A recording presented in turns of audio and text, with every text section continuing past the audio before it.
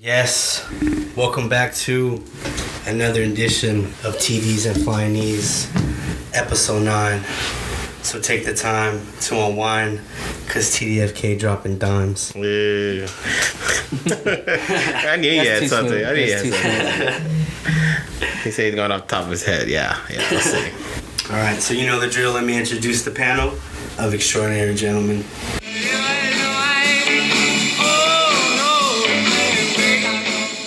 What up? This is Louis here. Let me just start off the podcast by saying we're not here to take part. We're here to fall over. Not too soon. Go DJ, that's my DJ.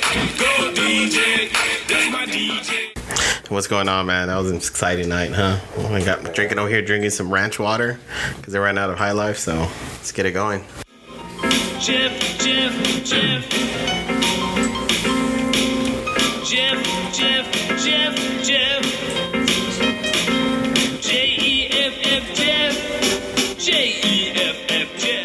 Hey, welcome back, everybody. Thank you guys for joining us again. We got a lot to talk about today.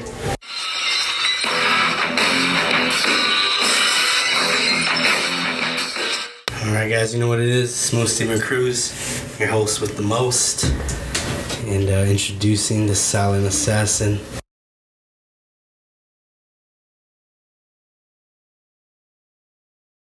Yep. He gets a different one. We'll get into that, in the show, Chris. Sorry guys, I didn't have the notes ready. Oh, Steven. It's all right. It was his birthday weekend. Yeah, what happened to Smooth Steven Cruz? Yeah, happy birthday, Steve. Good job. Alright, boxing news and rumors. You big dosser! I guess the most important news in the boxing world right now is Tyson Fury testing positive for COVID-19, and the Deontay Wilder fight will be postponed until October. Yeah, it sucks. That's man. crazy. I wanna say that COVID tested positive for Tyson Fury. No, But, That's actually what happened. But I have this that's right. this theory. Alright, this conspiracy theory. So, do you think he might use COVID to Tyson Fury use COVID to get out of the fight? What do you mean, like get a new opponent? Because I was checking out in the contract that it's only in the contract he has till September to fight, and technically he could do like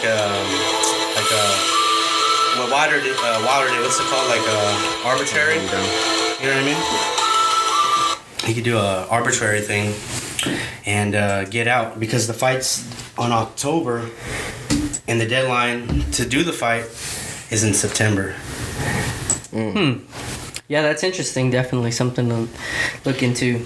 But Wait, so if they get past September, even when it was like a, I guess, non-ordinary thing that makes it get canceled, that it still it gets past the clause of the It's rematch just lawyer clause? stuff. I don't know, but if my ass caught it, then I know those badass lawyers did. Right. Yeah, I don't know, man. I hope not. So this could be breaking news. Like, I don't know if anybody covered this yet in the boxing world, but that's what I saw. So, Nah, I don't think so. I wouldn't want. I think it's still Nobody happening. wanted to see it. I know, but Everybody wanted to see that Joshua. badass fucking. Well, I don't think it's that nobody wants to see it. I think that people would rather watch for Fury Joshua, but people will still watch this fight. Oh, yeah, definitely. I think We're all still gonna watch. We're this still gonna fight. watch this fight, but Yeah. it's not the one that the fans want. Right, that's true. That is true. All right, next up. Gervonta Davis versus Ryan Garcia in early next year, says Oscar De La Hoya. He said he's going to wait till early next year because he wants Ryan to recover from his mental health issues. So we heard last episode that Leonard Ellaby was interested. That's Tank's promoter. Now we see that Oscar De La Hoya is interested, so we might see that coming up. I believe it when these talks get serious, because that's just talk, you know. Yeah. But it is something to get excited about, you know. Yeah, hopefully it's something like that. Because if that fight happens, that's a big fight, man. I'd be. And speaking of Tank Davis, he announced on his Twitter that he has another fight coming up in October. He didn't announce who or what weight You know class. what that means. So Tune-up we'll fight. see what There you happens, go. man. It's gonna be in somebody that don't belong in there with him, most likely. Yeah, for sure. Next up. You better not duck me, son. You better not duck me, son. Devin Haney is a network free agent. No obstacles to a Gervonta Davis, Teofimo Lopez fight, or any other big name. Eddie Hearn says Devin Haney hasn't re-inked his DAZN deal, and now he's planning to be a network free agent. So he could fight anywhere. So he's kind of covered on his side. So if anybody's not trying to make a fight with Devin Haney, it's on them. So what is stopping these guys from being network free agents? The promotion. But Well, yeah. are they going to get paid less? Yeah, well, if they don't promote, they don't sell the fight. It's a promotion thing that goes hand in hand with them, right? That's what I'm thinking. Yeah. It doesn't. Because I wish more guys would become, will do what he's doing and just. Well, he's still with Eddie Hearn and Matchroom, but network. Gotcha. Like he can fight on any network. It's like the NFL could be on. Well, it does. Right? I get it what does you're vary, saying. right? I It get goes to ESPN. It goes to Right. Yeah. I get what you're saying now. Steve. All the networks have a piece. Yeah. Next up, Bob Arum is already planning a matchup with WBO welterweight champion Terrence Crawford against Josh Taylor early next year, after his defense, of course, of Jose Zapata in October 22nd coming up. 22nd or 23rd, they haven't announced an official date, so that's cool. Yeah. Yep. Terrence, It'd be cool. Terrence Crawford is, a lot of people have him behind Canelo as pound for pound, 2, at least 3. He's the real deal, man. He's one of the guys that got me back into boxing too, man. Yeah, he's really fun. He's as skilled he's as great, they come. man.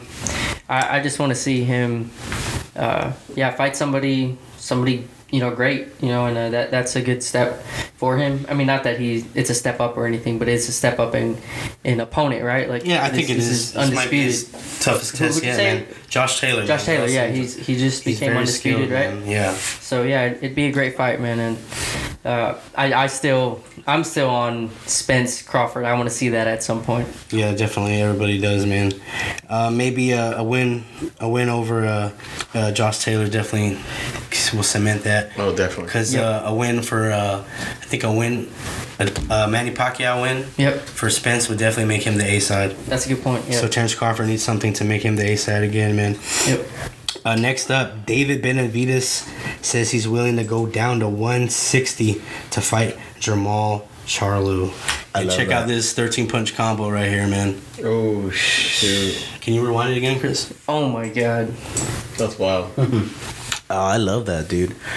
I love that. It feels like with this hidden news you're saying, Steve, it feels like Speed bag. all the best are trying to fight the Wow, best right now, and that's what I like.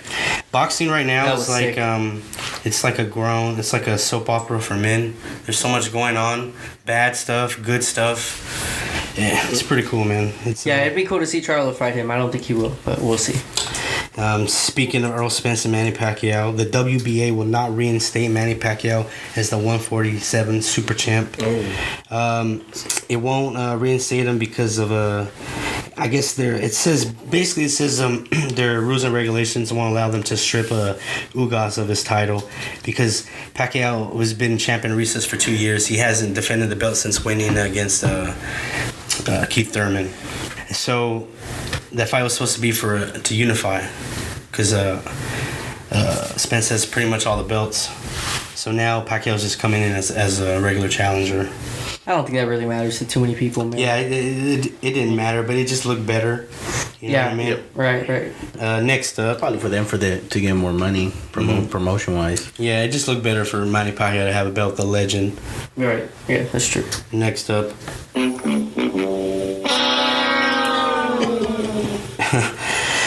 Teofimo Lopez versus George Gambosa Jr.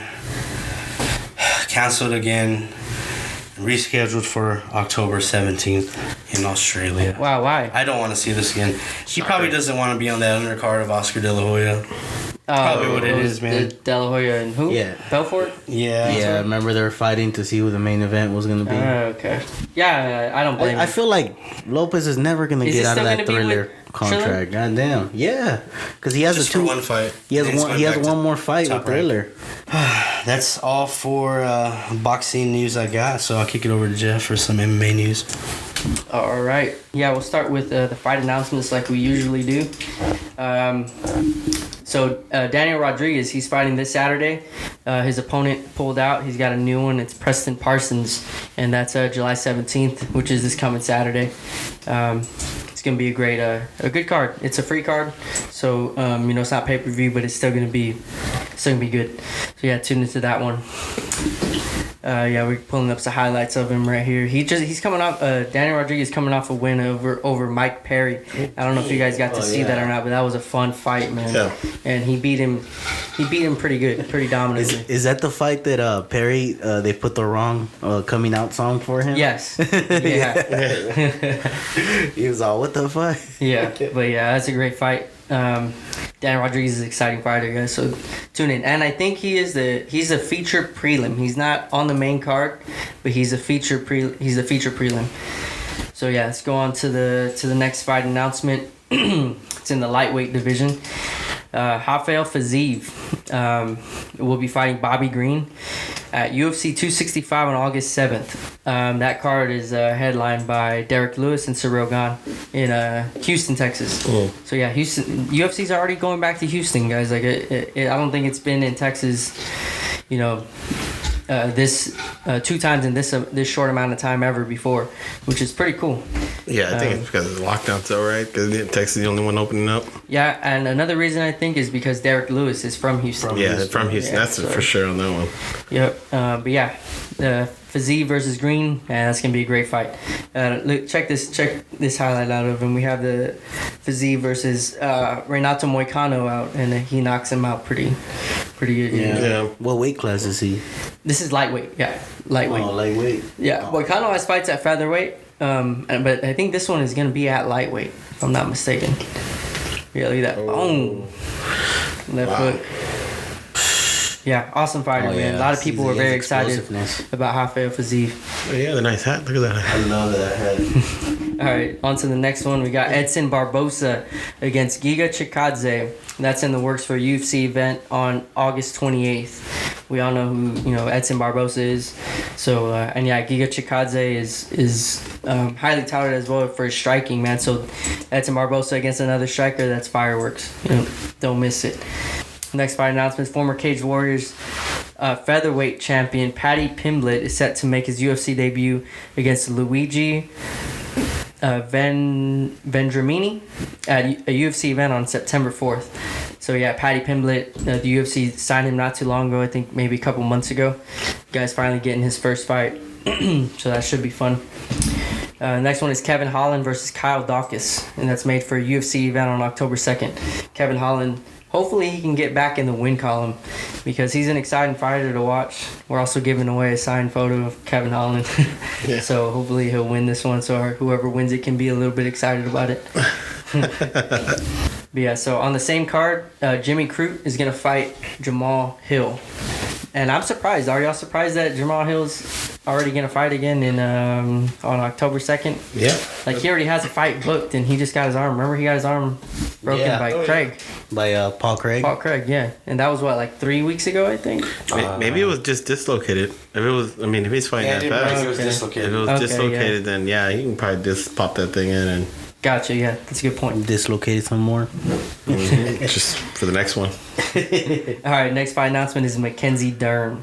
She's going to fight Marina Rodriguez at a UFC event on October 9th. Ooh, I like that. Yeah, I like that a lot, man. That's gonna be a really good fight. Yeah. And that's in the women's flyweight division. And they're both top 10, so this is going to be a good one. The winner is going to be close to fighting Valentina. I don't know if it'll be next, but they're definitely in the contender conversation for sure. Yeah, I would like Rodriguez better. She has way better striking. Yeah, way better striking. But Dern's got some awesome Brazilian jiu-jitsu. And her striking is getting better. And I just like Mackenzie Dern more. But yeah, Khamzat Chimaev, finally, dude. We've all been waiting for him to come back. He got caught COVID a while back, and he's had it actually affected him a lot. He had to have a fight canceled, and his lungs just weren't healing properly. Finally got his next fight. It's against Li Jingliang, and that's set for UFC 267 on October 30th. That card is headlined right now by Jan Blachowicz and Glover Teixeira.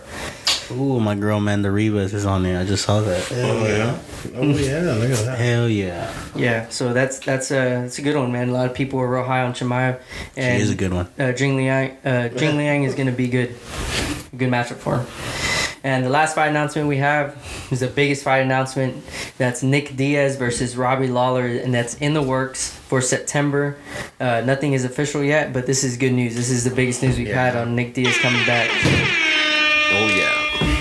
That's good. That's gonna be exciting. But yeah, we were all talking about, a couple weeks ago, oh man, if he did come back, who would be a good opponent for him? And we all said Robbie Lawler. Robbie Lawler was one of the first names we mentioned. Carlos Condit was another one. But yeah, so I'm glad it's Robbie Lawler. They have a fight and they have fought once before in the past, and Nick won by knockout, right? Yeah, by knockout. They were young though. They were both for 20, 21. With the jab. Yeah. What promotion was that? That was in UFC. It was in the UFC? Oh, okay. Early days. C48 or 47, one of those. Okay. Yeah. It's weird, but it feels like Robbie Lawler has been out for the game just as long as Nick Diaz has. I feel like I haven't seen him fight him. It feels forever. weird that he's been out. I think Ben Askren. Yeah. Dude, I used to have. No, I think he's fought after that. No, well, he was supposed to, but it got canceled because one of them got hurt. I forgot who I was could have supposed swore to he had a fight. fight after Ben. Yeah, I could have sworn he did. Really? Too. Yeah. I don't think he won. I think it went to decision. Yeah, I think he lost. Yeah. Shit, I can't might be remember. wrong. Click He on, might have click on had a Robbie fight. Lawler. I might be wrong then, but I know he had another one, and we were really excited for it. Click on Robbie Try to Lawler. click on Lawler's name, Chris. Yeah, we were really excited for it, and I think it got canceled, but he was supposed to fight somebody real exciting. Yeah, see, there you go. He fought Colby Covington and lost. Yeah, decision. And then he fought Neil Magny and lost. Neil Magny was August 2020. That was his last He fight. hasn't been super busy, but he's been all right. I mean, Man, dude, yeah, he's off 4 losses. He's lost 4 fights in a row to RDA, This is Ben just- Askren, Covington, and Magny. it is what it is. This is just a fans fight, you know? Yep, People it's wanna gonna be see fun. this. Old UFC fans want to see this. Yep, we're Come all on, gonna watch Robbie. it. Come on, Yeah, let's Robbie. go, Robbie Lawler. Come on. Yep, so that's all the MMA fight announcements that we have. Steve, do you want to do you want to start on the boxing, the reviews? All right, first up.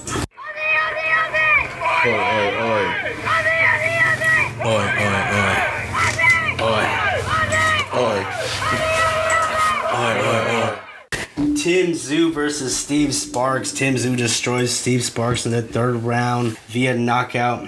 A left from Tszyu to the body drops Sparks for an 8 count. Sparks gets up, fights back well, but another left to the body drops Sparks again, and the ref waves it off. Tszyu, I call him Tszyu. He's like his fucking dad, but Tim Tszyu is a fucking beast, bro. Yeah, definitely. What weight class is this? This is 154, so he's gunning for Charlo. Oh, dang. Ooh, I like that. Yeah, I like that. I like those body shots, man. Those are nice. Oof. Deadly. Yeah, man, that was an awesome fight while it lasted. Yeah, that was good. Look at him. What? Did you show that again? Where he's on the... he jumps on the ropes? He's like, what? Look. You know, what It ain't no happened? fucking Did I just beat him? Did I break it? New high score? He did the MJ, how he just shrugged his shoulders. Yeah, I think Tim Tszyu is... he's definitely been one of my guys for a long time, but this is a guy that I'm going to hype up every time he fights.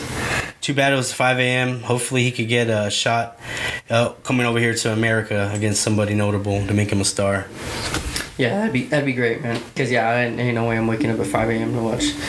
I did. I sent y'all the link. I don't know if anybody was... Yeah, I was watching it. Yeah, I was think it was watching like in my morning review. his fight was like at 6:30 or something, right?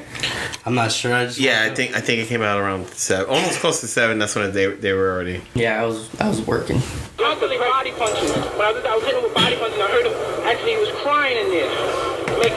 Gilberto Zurdo Ramirez stops Solomon Barrera in 4. And he was Man. Ramirez looks good, man. He Yeah. has a beautiful uppercut. He was ripping to the body, man. He's good. Yeah, as big as he is, he's really good at getting low and attacking the body. Yeah, that body punch was sick. Nothing better than watching a body shot to drop people. With like late reactions are always the best on those body punches, man. That was nice. He's called out Dimitri Bivol, so that'd be another great fight, man. In the co-main event, Joseph Jojo Diaz versus the former WBA super featherweight champ Javier Fortuna. for the WBC interim world lightweight title. Jojo Diaz wins over a unanimous decision. It was a great fight, a war, man. They delivered exactly what I said last fight preview. They did, man. Fortuna just came forward, throwing devastating shots, and Diaz did the same thing, man. It was a great fight. Yeah, man, I liked it. It was action from beginning to end, and I felt like Jojo was the one going forward for the most, for the majority of the fight. Yeah, he took it to him, man. The thing is about Fortuna is he has all the skills of a slick defensive boxer, but he's not disciplined enough to maintain it. I know you saw little flashes, right? Yeah, you saw little flashes, sure. But then no, he just wants to just trade. He loves to trade, yeah. He loves to trade, but when he's on that off the back foot, he looks nice. Yep, it wasn't without adversity though. Jojo did have a cut. Mm-hmm. You know, I think it was a clash of heads. Yeah, I believe it was a headbutt, and he was bleeding pretty early in the fight. He also had a point deducted for punching to the back of the head after several warnings. I thought the ref was very lenient. He gave him a lot of chances, man, because honestly, he could have deducted another point. Yeah. Did you think so, Steve? Yeah, I think he did so, it. man. Even after the deduction, he kept doing it, and I was like, dude, this guy's gonna get another point taken, and that's gonna be a real shame because he's fighting a good fight. But and in the end, it didn't matter. He still won, and he won comfortably. I think he won by like every judge had him up by like 3 rounds at least, I think. So yeah, it was a great fight. Hope you guys got to watch it. Yeah, that was on Friday night, and then on Saturday like around 2, we saw Lynn and Arthur versus David Farsaidi. I think so. I think I said it right. Tsunami? Hold on, right? damn it, hold on. I think I said it right. Wait. Pharisee, damn it. Oh, okay, that. Oh, Sorry, Pharisee. man. Gotcha. Yeah, anyway, Arthur scores a 9th round stoppage. It was, in my opinion, a lackluster performance, but Arthur's jabs still look really nice. He did land flush combos later on in the fight, but the cool thing about it is it sets up a rematch with Anthony Yarde, who his fight got canceled. So that's why we're not talking about it in the co-main event. Towards the end, it got better, man. God damn. Look, he's huge, dude. Yeah. Oh, shit. What weight class is that? I believe it's heavyweight, man. Yeah. Next up, man, the main course. Yep. I'm gonna kick it off to my boy, Jeff, for the UFC 264 full fight card review. Yeah, let's get into it, man. This was an awesome card. We've been looking forward to this for months since it was announced. So yeah, and altogether it was a good card. Lots of good fights.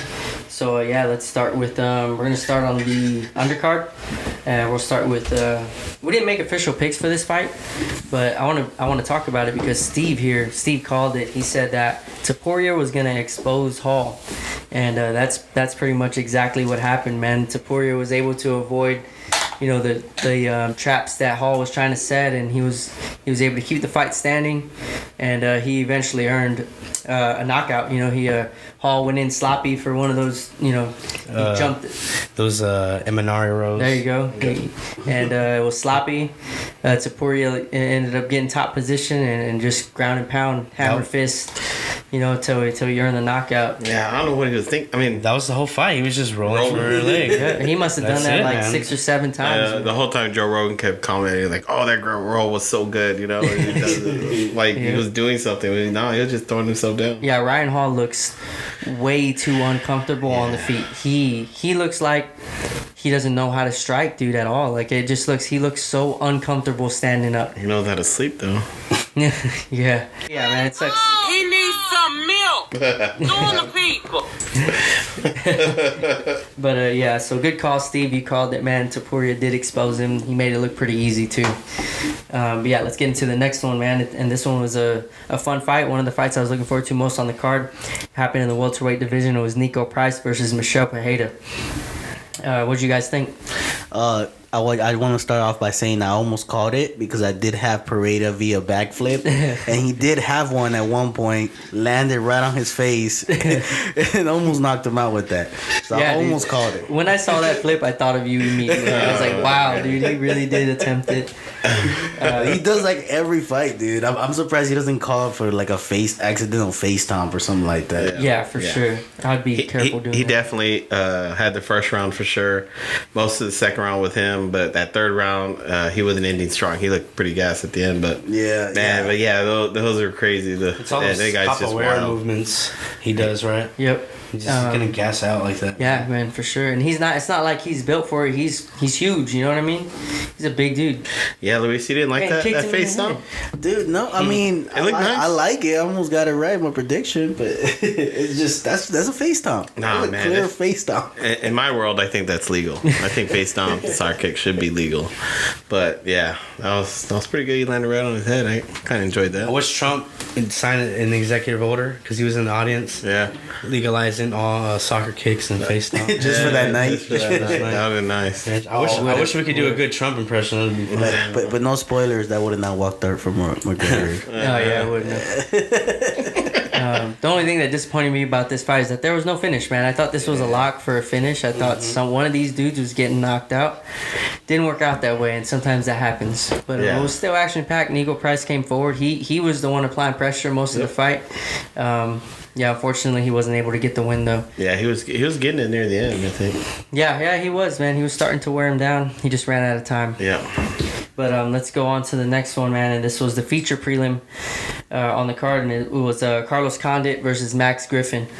Good fight, man.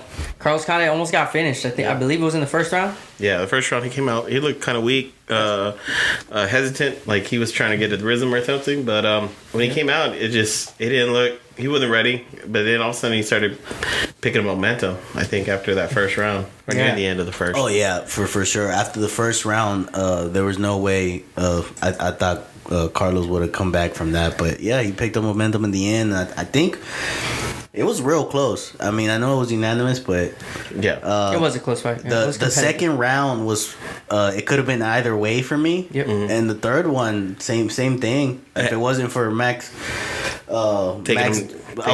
having a really dominant first round, I think that's what won him the fight. Well, honestly, I think near the last 2 minutes he took him down. So that kind of sealed the deal. That's what sealed the deal. I think if it was kept on the feet and Carlos pushed pressure, I just don't understand why he went away from the leg kicks. They were working so well in the first round. I don't know, something probably. When you start getting tagged and Carlos started tagging him, that's probably what made him. Which is weird, right? Because none of Carlos's shot looked like they had any explosiveness to them. That's the crazy part. It looked like he was tagging them, but it just. You watch any of Carlos Condit's fights, man. None of his finishes looked like they had any power behind them. They just always dropped the guy. Yeah. So maybe they did hurt a little bit. I don't know, but it's weird. Yeah, but it was a great fight. It was good. Carlos Condit's never in a boring fight, and this one definitely wasn't boring. So good fight. That was the last last fight on the prelims. Let's get into the pay-per-view card that started with Sean O'Malley versus Chrismoutinho, and I called first round knockout, but I think we all did. Yeah, I think we all did. I think the whole world did. And honestly, a normal dude would have been knocked out in the first round. This guy's not a normal guy. That guy was just a punching bag. The green head zombie, bro. Yeah, yep. I don't know what that guy is, man, but he might not be human. Yeah, that dude just took everything. He got his face beat in. He could probably hit him with a bat. He would have still come forward, man. What I didn't get is he didn't get wobbled at all until the only time he did was the end of the first. After that, he would just take like a light pause and keep the constant pressure on O'Malley. Dude kept walking forward, right? Who do you think woke up in more pain? What's his name? Moutinho's face or O'Malley's hand? That's a good question. Jeez Louise. Yeah, he hit him so many times, dude, and the kid just kept coming forward. Yeah, he has all my respect. Yeah. I want to see him fight again. Yeah. He for sure earned another fight in the UFC. I mean, that was an early stoppage, dude. He could have had him, bro. Yeah, he could have had him. Hey, did you hear? Everlast saw this performance and they're making an official Chrismoutinho punching bag. Nice. You had me for a minute. The only thing I want to criticize is Herb Dean, man. You let this dude take punishment and come forward for 13 minutes. What's two more? What's two more? I think it was less than 2 No, it was minutes. 30 less seconds. than 30 seconds. It was like a minute 30. No, it's like 30 seconds. No, it sure? was less than Yeah, a it minute. was less bro. than a minute, bro. He comes Then right what the in. hell? What's 30 Silence seconds, fast Herb and Dean? confirms it. I don't think he knows how much time's left. He's focused on the fight. Yeah. But yeah, man, in there as a ref, they have such a hard job. Like, he was taking so much damage that, like, you know, the fighters' lives are in your hands sometimes as a referee, you know. And I mean, he's trying to look out for the guy. I get it, but it did suck to see him call the fight with such little time left because he would have made it to the end. O'Malley did leave with a black eye too. I don't know if y'all. yeah, he it got was a O'Malley little tiny a few black times. eye. And the crazy thing about all this, we're talking about how O'Malley just dominated and tore this kid apart, but the whole time the kid was the one moving forward. Yeah. O'Malley kept punching this dude walking backwards. You know what I mean? It's like the fucking Terminator was walking. And this guy just kept coming forward. It's like, dude, you could have hit that dude with a bat. And I promise you. I think that actually worked to his advantage because I feel like O'Malley punching off of coming up, Off a back backing foot. up, it wasn't as powerful as him going forward. Probably. Exactly. It was the old Homer Simpson. But yeah, definitely what it was. Yes. And I guess my question to y'all is after the fight, he called out Cody Garbrandt, Dominic Cruz, and somebody else I couldn't really understand. I think he's ready. He's ready for the top. Yeah. Well, what's the best matchup you see? For me, I would love to see him and Cody. I think he could knock out Cody, but also I could see vice versa. But Nah, I think he stops Cody, man. Yeah, I would go. Yeah, I would. I'll go with Cruz first, probably. I think Cruz would be I think that's too much of a step up. You think so? You think Cruz could? how about giving him the winner right now. of Dillashaw and Sandhagen? Or is that too much? What's the highest ranked Oh, guy no, he's he don't fought? deserve that, you What's know? What's the highest ranked guy he fought? Highest ranked guy, I want to say is Cheeto Vera, no? Yeah, I think that's the best fighter that he's Was ever that like fought. a 14 or 15? Yeah, he wasn't top 17, 10. something like that. He wasn't top 10, yeah. So give him at least number 10, whoever's number 10. yeah, I don't think he needs to. I mean, Cody would be good because y'all are right. That's a winnable fight for him. I think he might stop Cody Garbrandt. Yeah, he's a big tall And guy. it's probably it's the highest. That fight has the highest upside, you know, because Cody's a big name. He might be the biggest name in the bantamweight division. Yeah. Aside from TJ Dillashaw and Dominic Cruz, but Yeah, If I'm Cody's Dana, the money fight. yeah, for Cody sure. is in the bantamweight division. if I'm Dana White, I don't let any O'Malley fights beat 5-rounders. That's good. That's Yeah, good. yeah, he he did look looked tired. gassed. He did look tired. Coming out of the second, he looked like he was huffing and puffing. He was just so tired of punching him. Oh, I heard he broke the record I'd agree. for most strikes Most landed. Strikes landed. Yeah, 200 Oh, plus. yeah. 72% accuracy. Shit. Dude, This dude was just not moving his head, man. I think by the end of the second round, I think they had 144 shots to the head. He sure. Yeah, but, Something like that. you know, or towards the end. Fortunately, he was cleared. No. You know, by the hospital. They did all these scans after post fight. that's You know, good. they got to go Yeah. through That's their good. medicals, and he was good. They released him. He's good to go. So thankfully, yeah. Because Yeah. after all that, man, you never know. Like, And O'Malley's a knockout puncher. He punches is. people, he knocks them out. So He yeah, is. that was good. Yeah, so let's move on to the next fight on the pay-per-view card, and that's Irene Aldana versus Yana Kunitskaya. And this fight was a good fight, man. Kunitskaya looked good. At the beginning, she was coming forward. She was landing some good shots, but it was Aldana's slick boxing, man. I think she caught her with a counter hook, a left hook, right? Yep. And Yeah, dropped left her, hook. man. And then just went in for the kill, dude. Well, No. also her ground game looked real good. Well, once she had her down, she was able to pin one of her right arms with her knee and just kept wailing at her Yep. till the ref stopped it. She looks like the nerdy girl in school. That's like kind of hot, but she still looks weird and nerdy. You know what I mean? You ever had a girl like that? a good left hook, Yeah, man. she did a good job. You're just thinking I like, think I got that one over. are you just thinking in your head like, can I pull She's All That? You see a Make her title into shot a for her, hot chick? Jeff? Excuse me? You see a title shot for her? She's number 4. She just beat number 5. No, she recently fought Holly Holm. Not, I think it was her 2 fights before this one, and she got beat up pretty bad by Holly Holm. So I think she's about maybe another fight against Holm?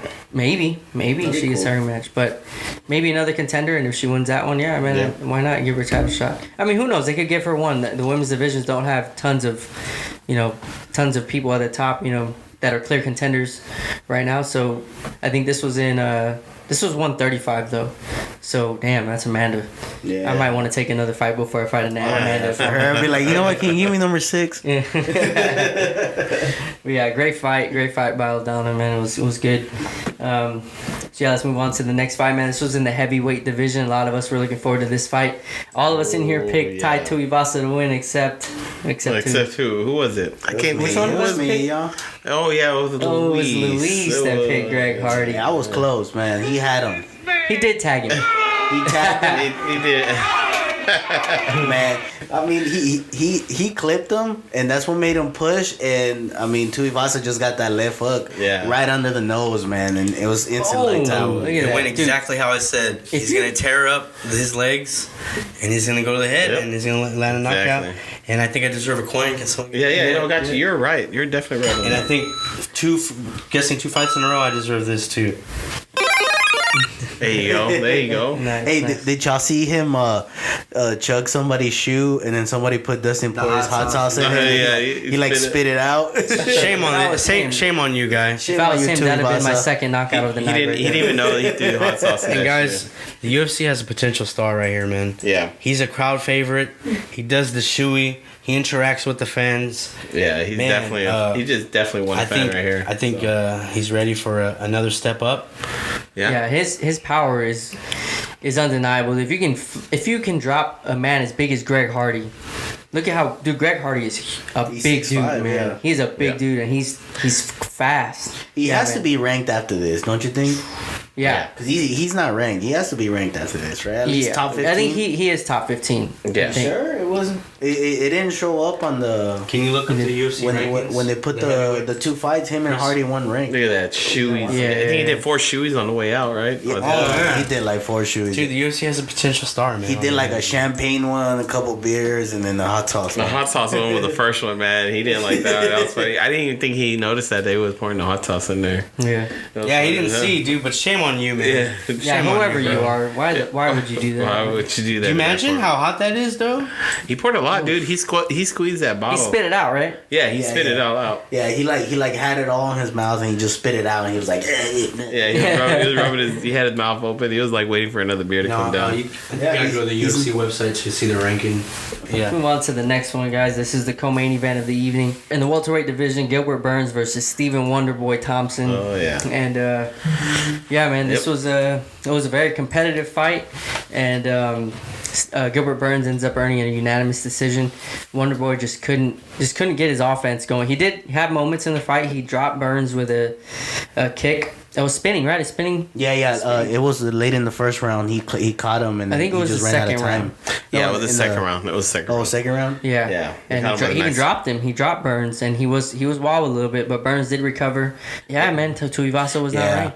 No, I want to say for me, this was a great watch because I did call how Burns' game plan, and I love that he's fighting this way. I wish he would have fought this way against Usman. I feel like he would have had a better chance. Yeah. I don't think he's taking Usman down like that. Yeah. No, not keeping him down, but just constant pressure, man. You can't let somebody that has way better hands. Well, see, with you it's easy to say keep the distance. to do that when you're fighting a guy who puts constant pressure too. Yeah. So Yeah. that's why it's fun to watch these guys and see who's gonna implement their game plan. You know what I mean? See, Tuivasa's unranked.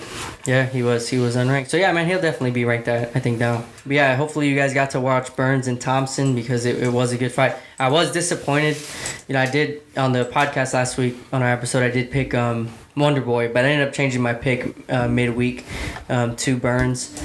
I was disappointed though to see Thompson lose because he is 38, and I want to say he's most likely not going to earn another title shot. Yeah. Just because he's that loss, it was devastating. You know, he's gonna have to earn his way back up. I could actually see, like, if Nick Diaz looks really good against Robbie Lawler, I could actually see him fight Stephen Thompson next. Yeah, I after. could see something like that. And that would be a great matchup, and fans would love that. It'd be a fun matchup, but I think Thompson would knock him out. Stephen Thompson is just going to be fan fights, like he's going to fight people where the matchups would would showcase either his moves or But they the have to other be fighter. careful with who they give him, because if you don't want to give him a good striker that's ranked high, because this guy will be a good striker. Yeah. It's the grapplers that he's going to struggle with, like Gilbert Burns. But if it's a striking match, Stephen Thompson's beating 90% of Yes. Yeah. welterweights. And honestly, this is the thing I was most afraid of too.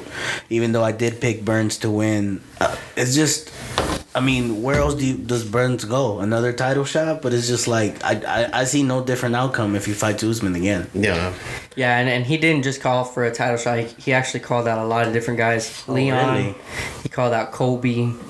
So I would love to see him and Kobe. That'd be I nice. would. I actually That'd be a nice might fight. pick him to beat Colby. You never know, dude. He's got power, and he's good grappler. I don't think Colby would be able to grapple with him because he might get subbed. He might get his Burns' jiu-jitsu is top level. So yeah, it'd be an interesting matchup. I think Colby is gonna avoid him for sure. But yeah, so who did y'all have in that? Who did y'all pick? Everyone, whose picks were? Everybody picked Thompson except for me. Yeah, I picked. Okay, No, I picked gotcha. Burns. What are you talking Oh about? yeah, DJ just he likes to climb up with the winners. So yeah. Oh my god. Yeah, I did pick Thompson on the episode last week, but if you go look at my verdict. I got every single pick right. So I did not get any wrong. I think that's the first time I've ever done that. Did honestly. you get gold? Yeah, I got the belt. I think it's top 10%. top 10%. something Oh like that. really? I got top 20.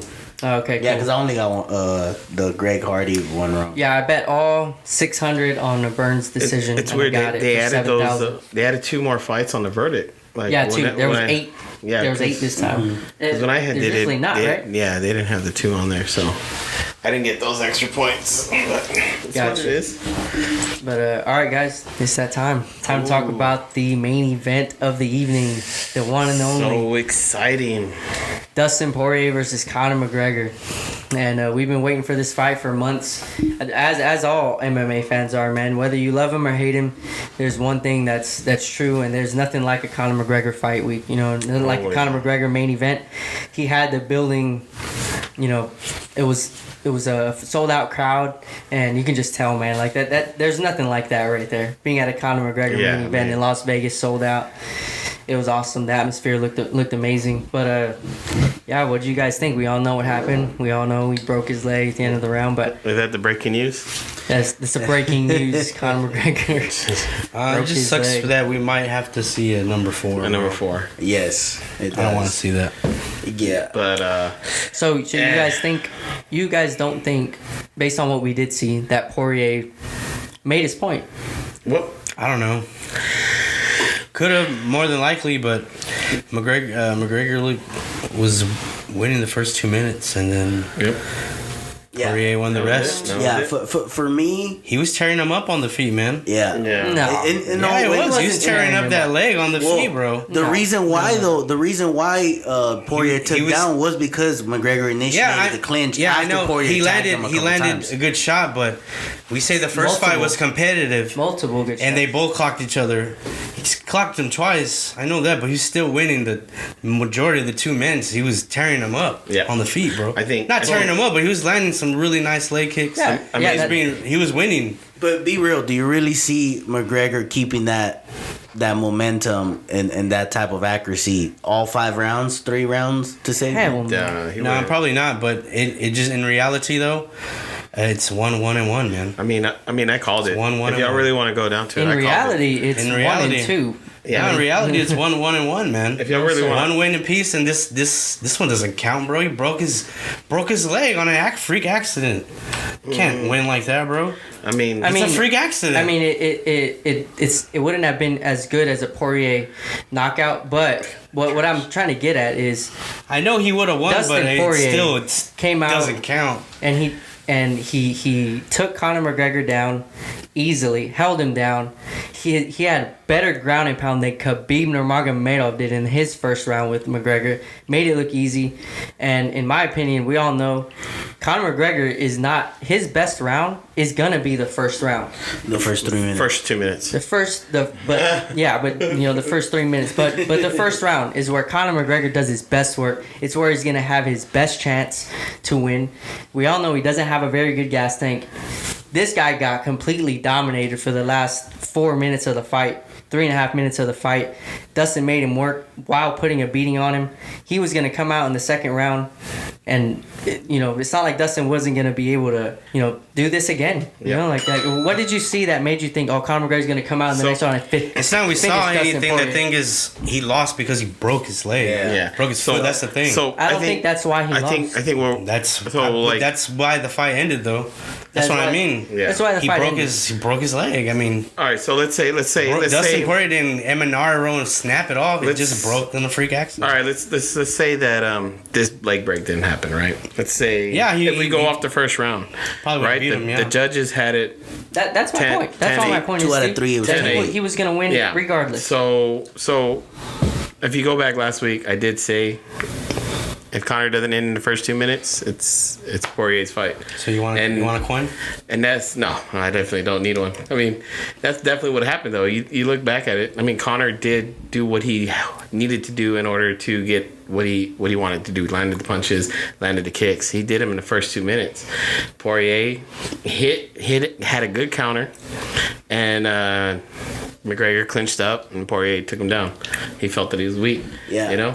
For me, the way I see it and the way I want to put it out is I saw enough in the first round to say that in my prediction, I still would have stuck with it. Poirier in the third would have stopped him in the third. But like Steve said, the fact that he did break his leg and that was the reason why the fight was stopped, I'm not gonna argue on the fourth. Even though I don't want to see it, I'm not gonna argue if there is one. And that's why we have to see a fourth because of this. Yeah, it's true. I don't think we have to. If we did, great. I'd watch they're gonna it. Shove it down our throat. I'd watch it. But you know what the crazy thing is though? You know what that means? If we're gonna see a fourth fight, I mean, there's a good chance Conor McGregor gets a title shot. Yeah. For no reason. Because for no reason. For no reason he's gonna get a title shot. And guess what? He's gonna lose again. Yep. Because I'm telling you, man, he clipped him. He caught him 2 times flush in the first round with the left hand. If you're not able to hurt Dustin, I mean, it's a fight. I understand. Shit can happen. All I'm saying is if this guy can't hurt him and drop him with a left hand in the beginning of the fight, 1 minute in when he's fresh and crisp and he's gonna have the best boxing, then how do you expect him to do that in the next round? Nah. Look how big Dustin Poirier looks. But look right here. They don't look any bigger. He looks a little bigger. He looks way huger, bro. Yeah. Do you think No, he does not look Dustin, much bigger. Look at it. You think Dustin's gonna be? That's a waist 36. So Dustin's next fight is what? Oh yeah, I think Dustin has a bigger waist for sure. Dustin's next fight already said he's fighting Oliveira. Oh, right. Yeah, he's fighting for the title next. You think he'll move up to fight Cody? With all that shit Cody's talking Kobe. about? Nah, I wouldn't even pay attention to Kobe, man. Wow, that'll be a good fight though. Kobe's he's gonna. Kobe's trying to bully one of these little guys to go up to 170, man. Yeah, He's not really a little guy though, man. Yeah, I mean, Dustin you know what I could mean? easily He's go trying up to get a 170. 155er to go. Yeah. He's trying to get someone. No, I think Dustin should continue to stay at 155 and do what he's been doing, and that's beat dudes up, man. Yeah, he this did is good. not easy to do, man. Like Khabib struggled to hold Conor down in the first round and land significant ground and pound. Look what this guy did to him. Like that's impressive. No matter how you look at it, this is impressive work right here. I mean, the whole time I was talking about how Conor had him in a guillotine, but he didn't throw his legs up or anything. I was like, man, this guy, he's fighting these top people and he didn't throw his legs up. He didn't even attempt to throw him up when he had a guillotine or a possibility chance of a guillotine. I mean, you don't really have to have a ground game when you get these guys so pissed off that all they want to do is knock you out. It just shows that Conor just favors his hands, and he's not an all around fighter. He's not a true like MMA fighter. He's exciting. He can bang with the best of them, but for like the first round, 2 rounds maybe tops. And then if the other guy gets a better chance, he's gonna give up. He's gonna quit. He'll break. Yeah, he's a quitter, man. Just like I know he didn't quit in the fight, but just in the first round when you see that clip or the first real exchange that they had with their hands where Dustin lands a left and he lands another left and backs him up and then McGregor initiates, I think he lands a double jab and then an uppercut and then McGregor initiates a clinch. That's him already saying like, okay, fuck, I don't want to do that. This isn't working out. Let me clinch him. He's not a grappler. He's not a wrestler. That's not his game. His game is distance. His game is trading. Yep. And Dustin was the one. What do you think wanting about to that? trade. Him taunting him while having a broken leg. I like it. You like it? I like I mean, It's like, would you take it if they did it in the NFL, like someone taunt like Dak when he broke his leg? If But that's if the different. I mean, opponent- Dak never said shit about. I don't the know, other that people's made wives. Dustin Poirier. I never liked Dustin. Like, I like him to watch his fights, but I never. Did liked you him hear as the a shit fighter. McGregor was saying to him, Yeah, man? that's what I'm Yeah, I saying. know, but they were going back and forth though. That's what I'm saying. No, McGregor, Steve. Dustin I don't never know, said man. the same. Yeah, but shit this to is a McGregor. life. Not even close, This is a bro. life-threatening injury, though. Like, it's like for all that aside, this Like- is when you're a fighter. No, it isn't. You know what I mean? But- yeah, but- yeah, but- it is. This could be a life-ending career. I mean, a career-ending injury. But if you think about it, Sure. Conor McGregor did Like, this say is he real wanted life. to kill him. I That's mean, an actually yeah. life-ending. Everybody career says that, injury. bro. No, they don't, You have bro. to be you have to they come don't. in to kill your opponent, bro. Even No, you I- don't. I That's know if you Tyson saw always it. says You come that, bro. in- Everybody says that. Even after Diaz says that, After bro. McGregor broke his leg and he was on the ground, He the was- doctors were looking at him. He was doing the gun to the head signs to He was Dustin. still saying before stupid they shit, announced bro. that. Like that. Nah, to he me, deserves no sympathy. to me, there's so much bad blood here that to me, I see a fourth fight no later than April. Connor's known for telling people he's going to kill because him. Connor's gonna fight again. He's gonna fight probably Nate Diaz because I guarantee you, there's no way if Poirier wins the title, I really don't think Dana White will just give McGregor a title shot. You don't think so? I don't think so. You don't think? I so? think he's gonna fight Nate next. Did you Well, see? I think that's what's going to happen. He'll have to beat Nate. I think what's going to happen is, Poirier's going to fight for the belt. If he wins, and then the Nate and probably Conor fight will happen, and if Conor wins, then they'll fight for the belt fight for each sure. other. Which is crazy. Best case because scenario for the Connor's- UFC is Poirier loses to Oliveira. Then Yes. the fight right away with Will McGregor happen. makes the most He sense. wouldn't have to fight Nate. Yeah, he won't have to fight Nate. He could fight Dustin. Which again. is crazy, right? For him Which to is give him not good a idea. title shot at 155 when he's gonna fight at Nate at 170. Yeah, I think that they would make Nate come back down to 155. Yeah. I think they would. Oh, then that's not gonna 'Cause- happen. Too. They just made weed legal for Texas. Yeah, I mean for Las Vegas. That's I was not like, they gonna did? happen. for Las Damn. Vegas. Like the fighters don't have to test. They don't get tested for marijuana anymore. Yeah. In Vegas. So Vegas that's not fighting. happening. I bet you Nate might be fighting heavyweight with all them munchies gonna have. Go ahead and Oh, rewind that shit. clip real quick, Chris. Rewind this clip about 10 seconds. Check this out. So this is the clip that stands out the most to me. It's where they trade. Just before they traded with each other. Yeah. Poirier's already feeling like comfortable in the striking. Look at that. This is it. 2 minutes Oh, into the fight, by the Oh, way. If there. people want to look at it, Double jab, uppercut, and McGregor's like, no more. Okay. Yeah, time at the fight's at 3. 340. There you go. There's the clinch. But yeah, I would love to watch them fight again. I don't think it. I just don't agree that it's Yeah, needed. kid. I feel like he did enough to like. Do you after watching this fight? Do you think? I Who think do you, it's do you think needed. we know who the better fighter is? It's needed I because think Dana it's White needed. has to. That's the biggest star in the world, No, bro. it's needed in the sense of the bad blood between Yeah. them. Yeah. Okay, It has that's to get fine settled. with the bad blood, but to determine who the better fighter is, I think we already know No, Yeah. we all know who the better fighter is. Dustin Poirier is definitely Yeah. the better fighter. I think it's just that's what it is. It's just the rivalry, the Cool. bad blood. I'm with y'all You know, there. the hate. Yeah. You know, hatred for one another. It would sell so much too, right? Yeah, it would. I mean, anything Conor touches will sell. Yeah, true. You know, Conor, Nate, that would sell. So It's just crazy. what do you think? Let's say they do fight again, right? The fourth time. Let's say Conor wins by decision. Impossible. Decision. Huh? Come on, man. Impossible. Let's just say he does. Let's just say hypothetically. Let's just say he does, or let's say Poirier gets cut real bad, or doctor stoppage too. Right. Is that a fifth? Conor McGregor won't fight him again. No. Yeah. You know No, how I he know won't. this?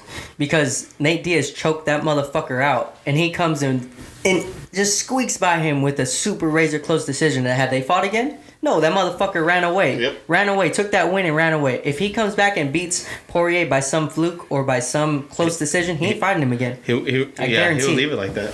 He'll leave it like that. That's the way he is. That's why I say he don't deserve shit. Who He does did- he give rematches to? He didn't give Aldo. Aside from him, he didn't give Aldo a Good rematch. point. Aldo deserved a rematch. He did deserve I it. mean, you Well, get he went right back up. He went up right after that. right Doesn't after that. He matter. ran. Doesn't Yeah, matter. he didn't defend that belt. He did vacated it. Yeah. Dana White, they had big plans. Doesn't man. matter, bro. He didn't give shit to anybody. Why do they need to give him? If Dustin wants it, fine, do it again. But if Dustin don't want to fight him, fuck him, dude. It's just a sport, He's a cash man. cow, though, man. That's Yeah, what it is. exactly. That's why Dustin probably will do it again, and because he knows it's an easy That's win. why Dustin, Dana, that's why they all say yes to him, because he's the cash cow. Exactly. You want money, you fight that dude. We gotta blatantly agree that there's favorites. You know what I mean? There's in every sport. absolutely. Every sport. What drives me crazy is these fans that think Conor is the best and the greatest. Yeah. And it's dude's trash, dude. He's not. He's just one dimensional fighter. The only reason why he walked through so many people is because no one knew who he was or what he was able to. Not only that, he was bullying 135ers, 145. or 145ers for so long with his power. Yeah, well, actually, Aldo is now 135er, so he's over here fighting at 170 while Aldo is fighting at 135. That's crazy. Is Poirier doing the same thing, bullying these little 55ers? No, Poirier. I think he is. I think he's honestly doing he the is. same thing. I think he's able to eat those punches that these guys can throw, and he lands the harder punch, a cleaner punch. I think he is big enough to be a welterweight. I mean, if he said on that Joe Rogan show that he walked around 190, that's wild. Yeah, I think Conor and Poirier should have never been featherweights. I think they were both too big.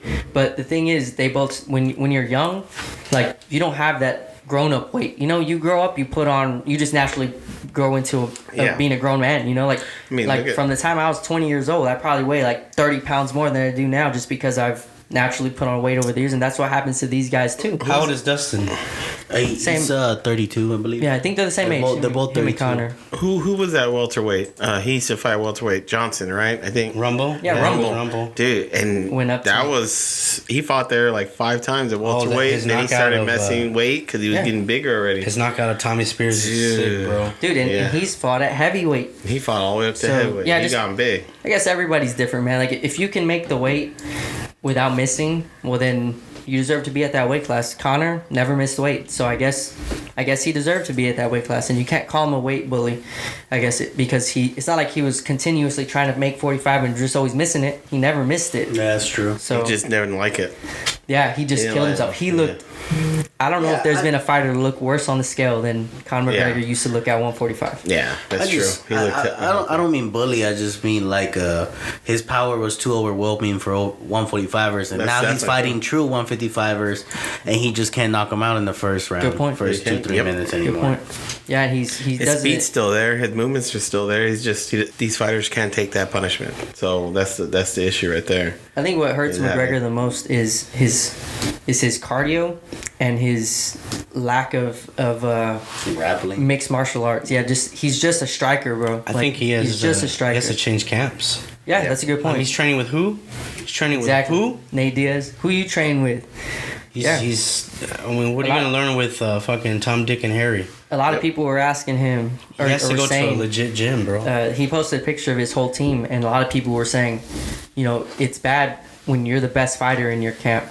You know, like, he's by far the best guy. That's the BJ Penn effect, man. Yeah, that's that's the BJ. That's the BJ If he Penn. would move, no. But the thing is, everybody fucking hates the guy. Like, he can't go to and train with Justin Gaethje's camp, which is Rafael dos Anjos, right? no. Oh, you're talking about the coach. The coach, I forgot his name. Rose's coach, Kamaru Usman's coach, Yeah. Trevor Whitman. He can't go train with Trevor Whitman. He can't go train where Masvidal trains in Florida.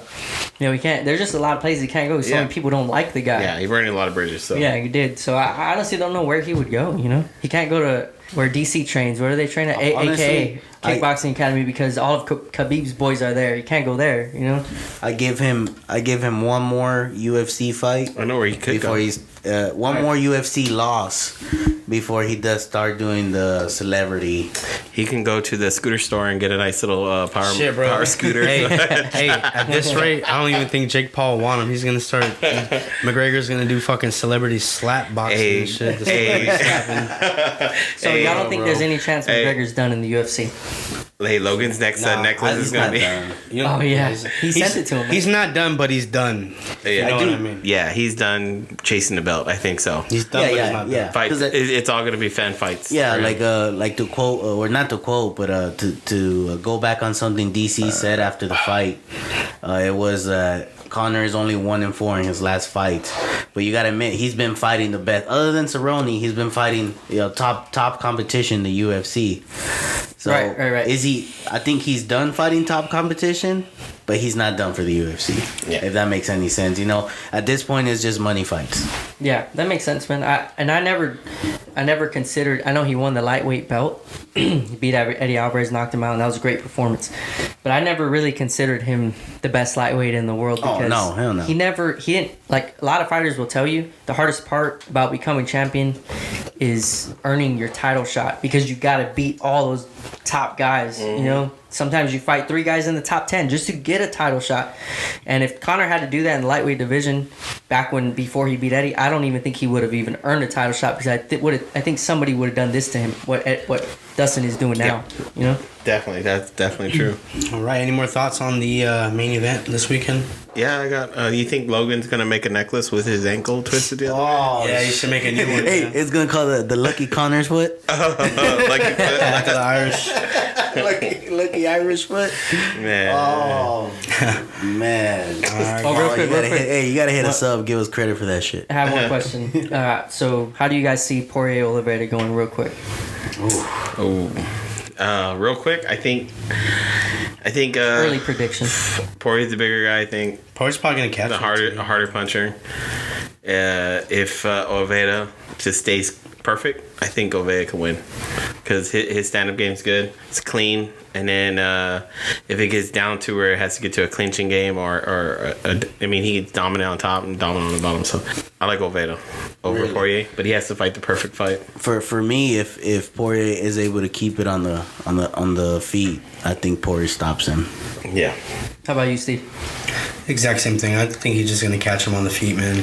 That's all. He's gonna catch him on the feet and finish up a ground and pound, man. Just tougher, way tougher than Oliveira. Yeah, I think Oliveira's best chance is to catch him or sub him and sub him. I don't know if I could see that happening. I could see a sub. I mean, if Poirier does a shoot like he did on Conor, which I doubt I only think he did it on Conor because Conor. The thing is, if he goes for a submission, trash, I could see Poirier pounding on his ass if he doesn't get it, and then it's over. Yeah, he's gonna break him just like that. Oh yeah. Just like that. That same ground and pound he had from McGregor. Yeah. So maybe his only chance is a guillotine on a shoot, or catching him with the hook like he did Chandler. Yeah, I mean, like I said, his stand-up's clean. He does slip punches, and he does have good movement. I mean, side to side, he's always in and out. So I like him just because he's more technically sound. And Dustin Poirier just has those hands. You know, he has the combinations that just lays people out.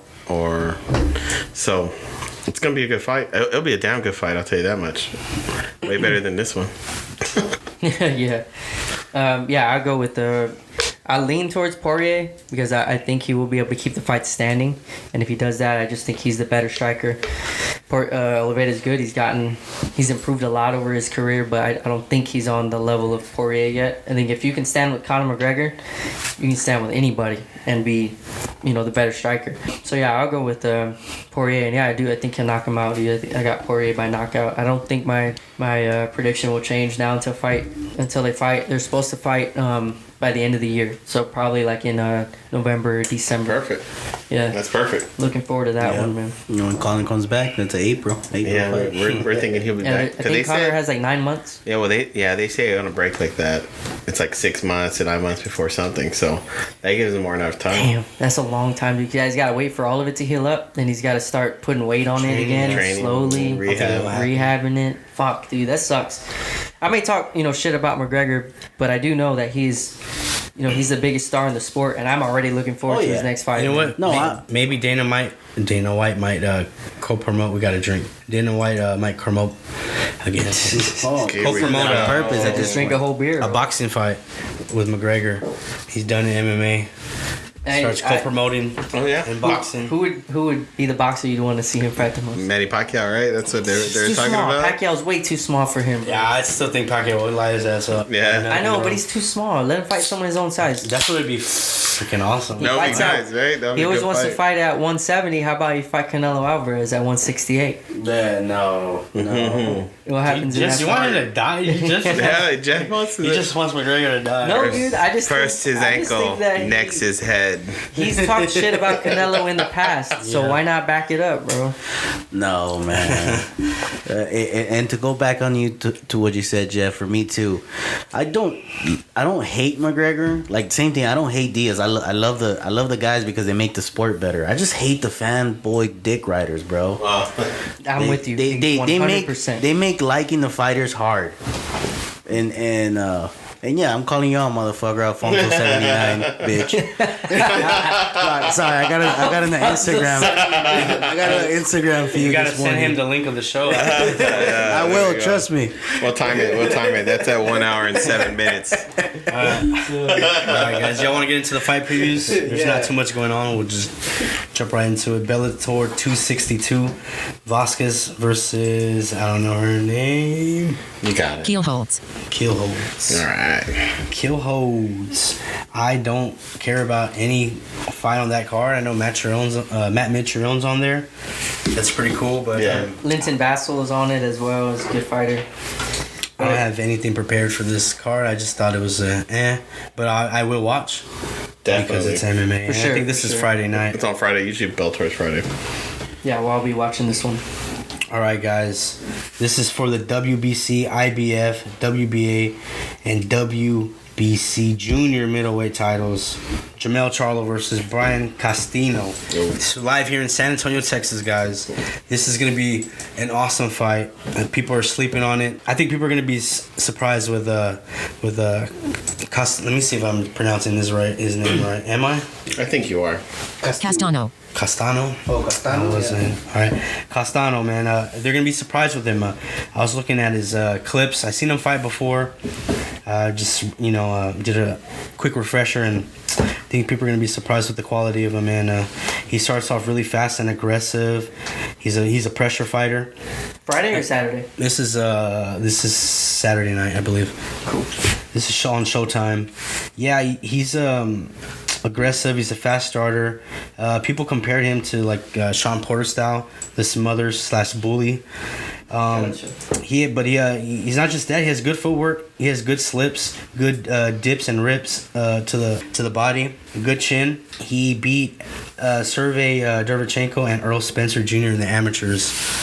So, wow. And then Charlo, we know Charlo, man. He has an excellent jab. He's explosive. His last 3 fights have ended with devastating KOs. But I think this goes all 12 rounds. I don't know if we'll see an upset, but I think we're going to see a really, really good fight. Really good fight. And but I have Charlo winning on points, man. But this is going to be a great fight. Yeah, looking forward to it, man. And see you in San Antonio. We'll see. Yeah, here in San Maybe Antonio. the tickets will go down. Maybe we could afford and go. Yeah, that's going to be a good fight. And then Saturday night as well, UFC Vegas 31.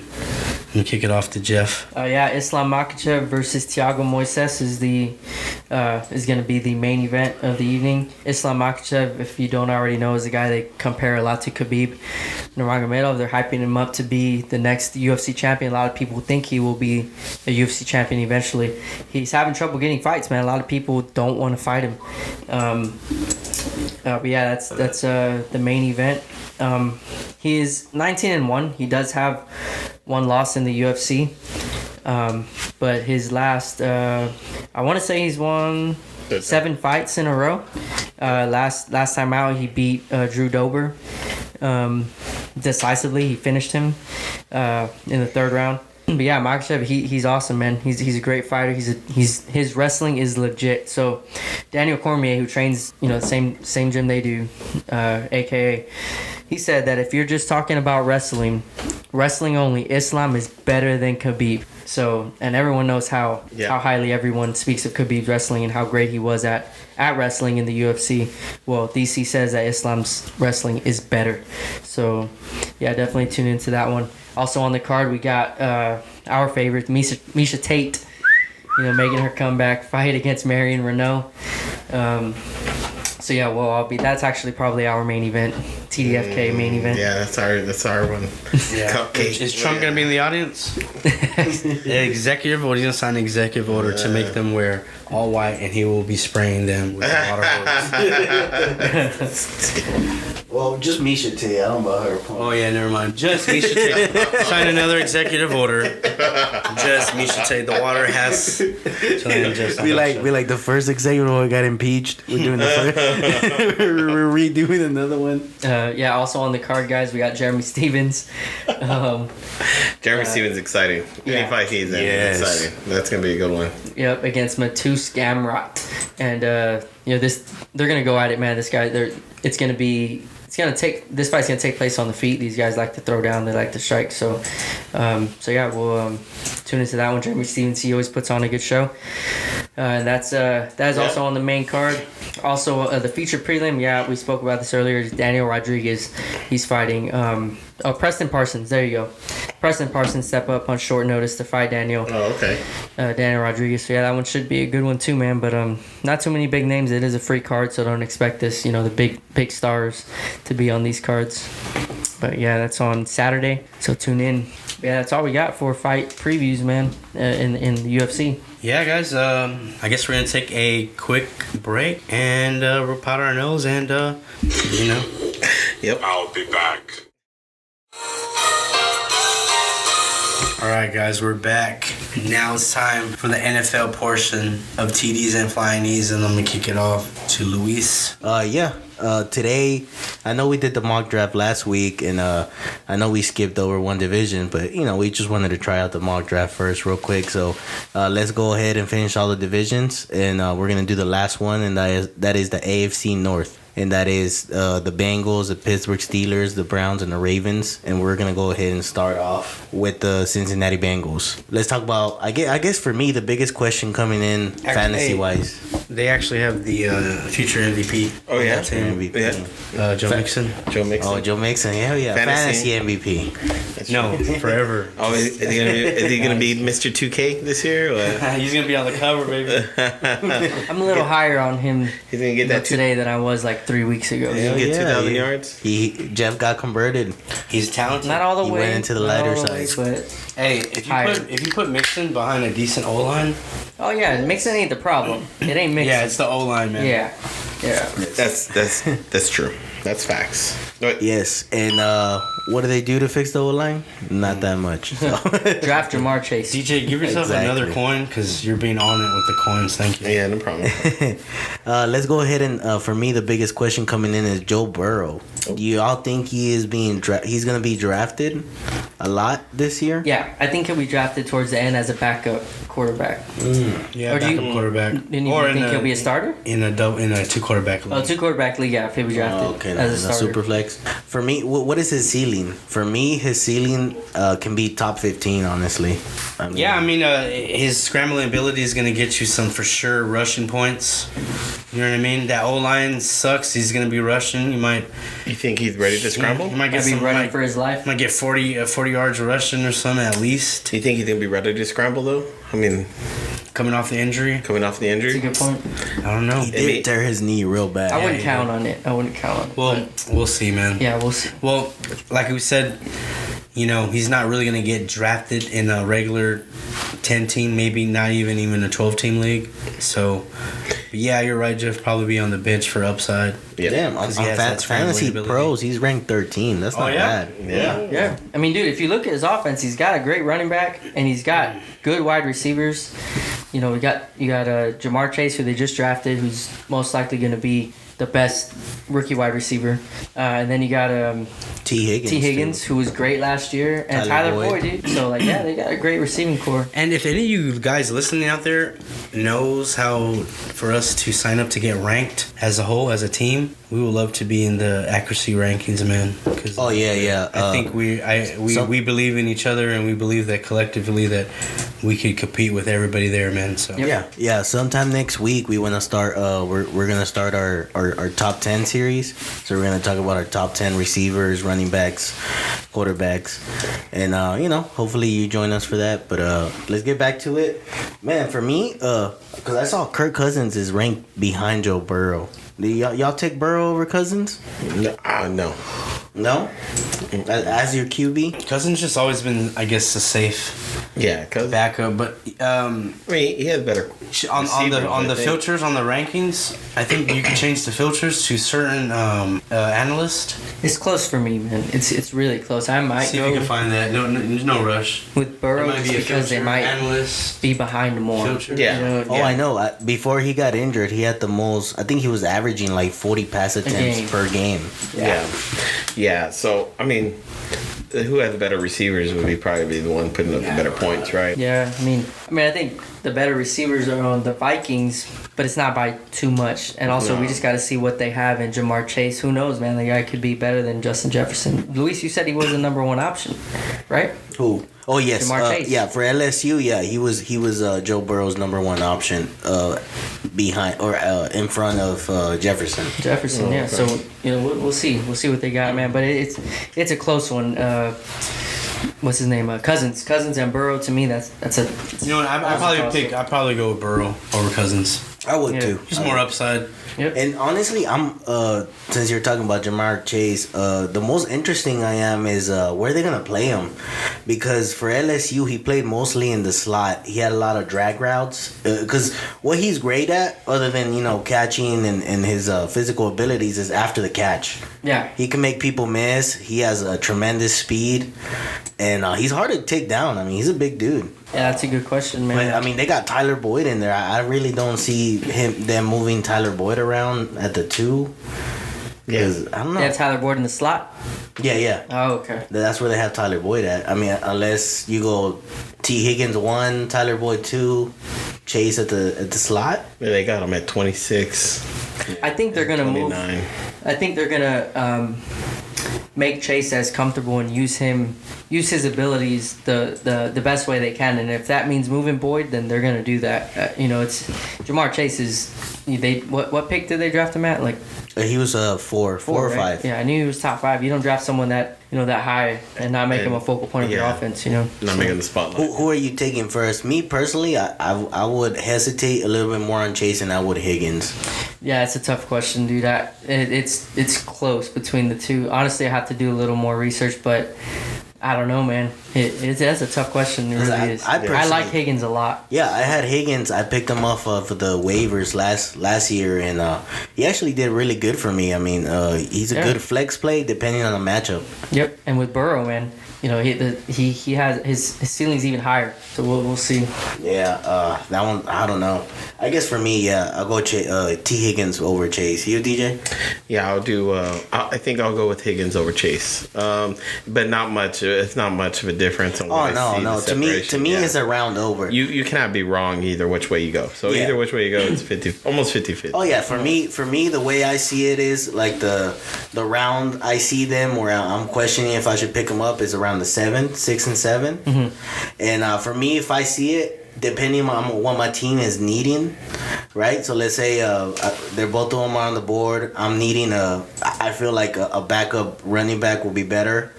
Then I would rather pick the running back and just be okay with whichever one of those two lands for me after. Right. In the next round.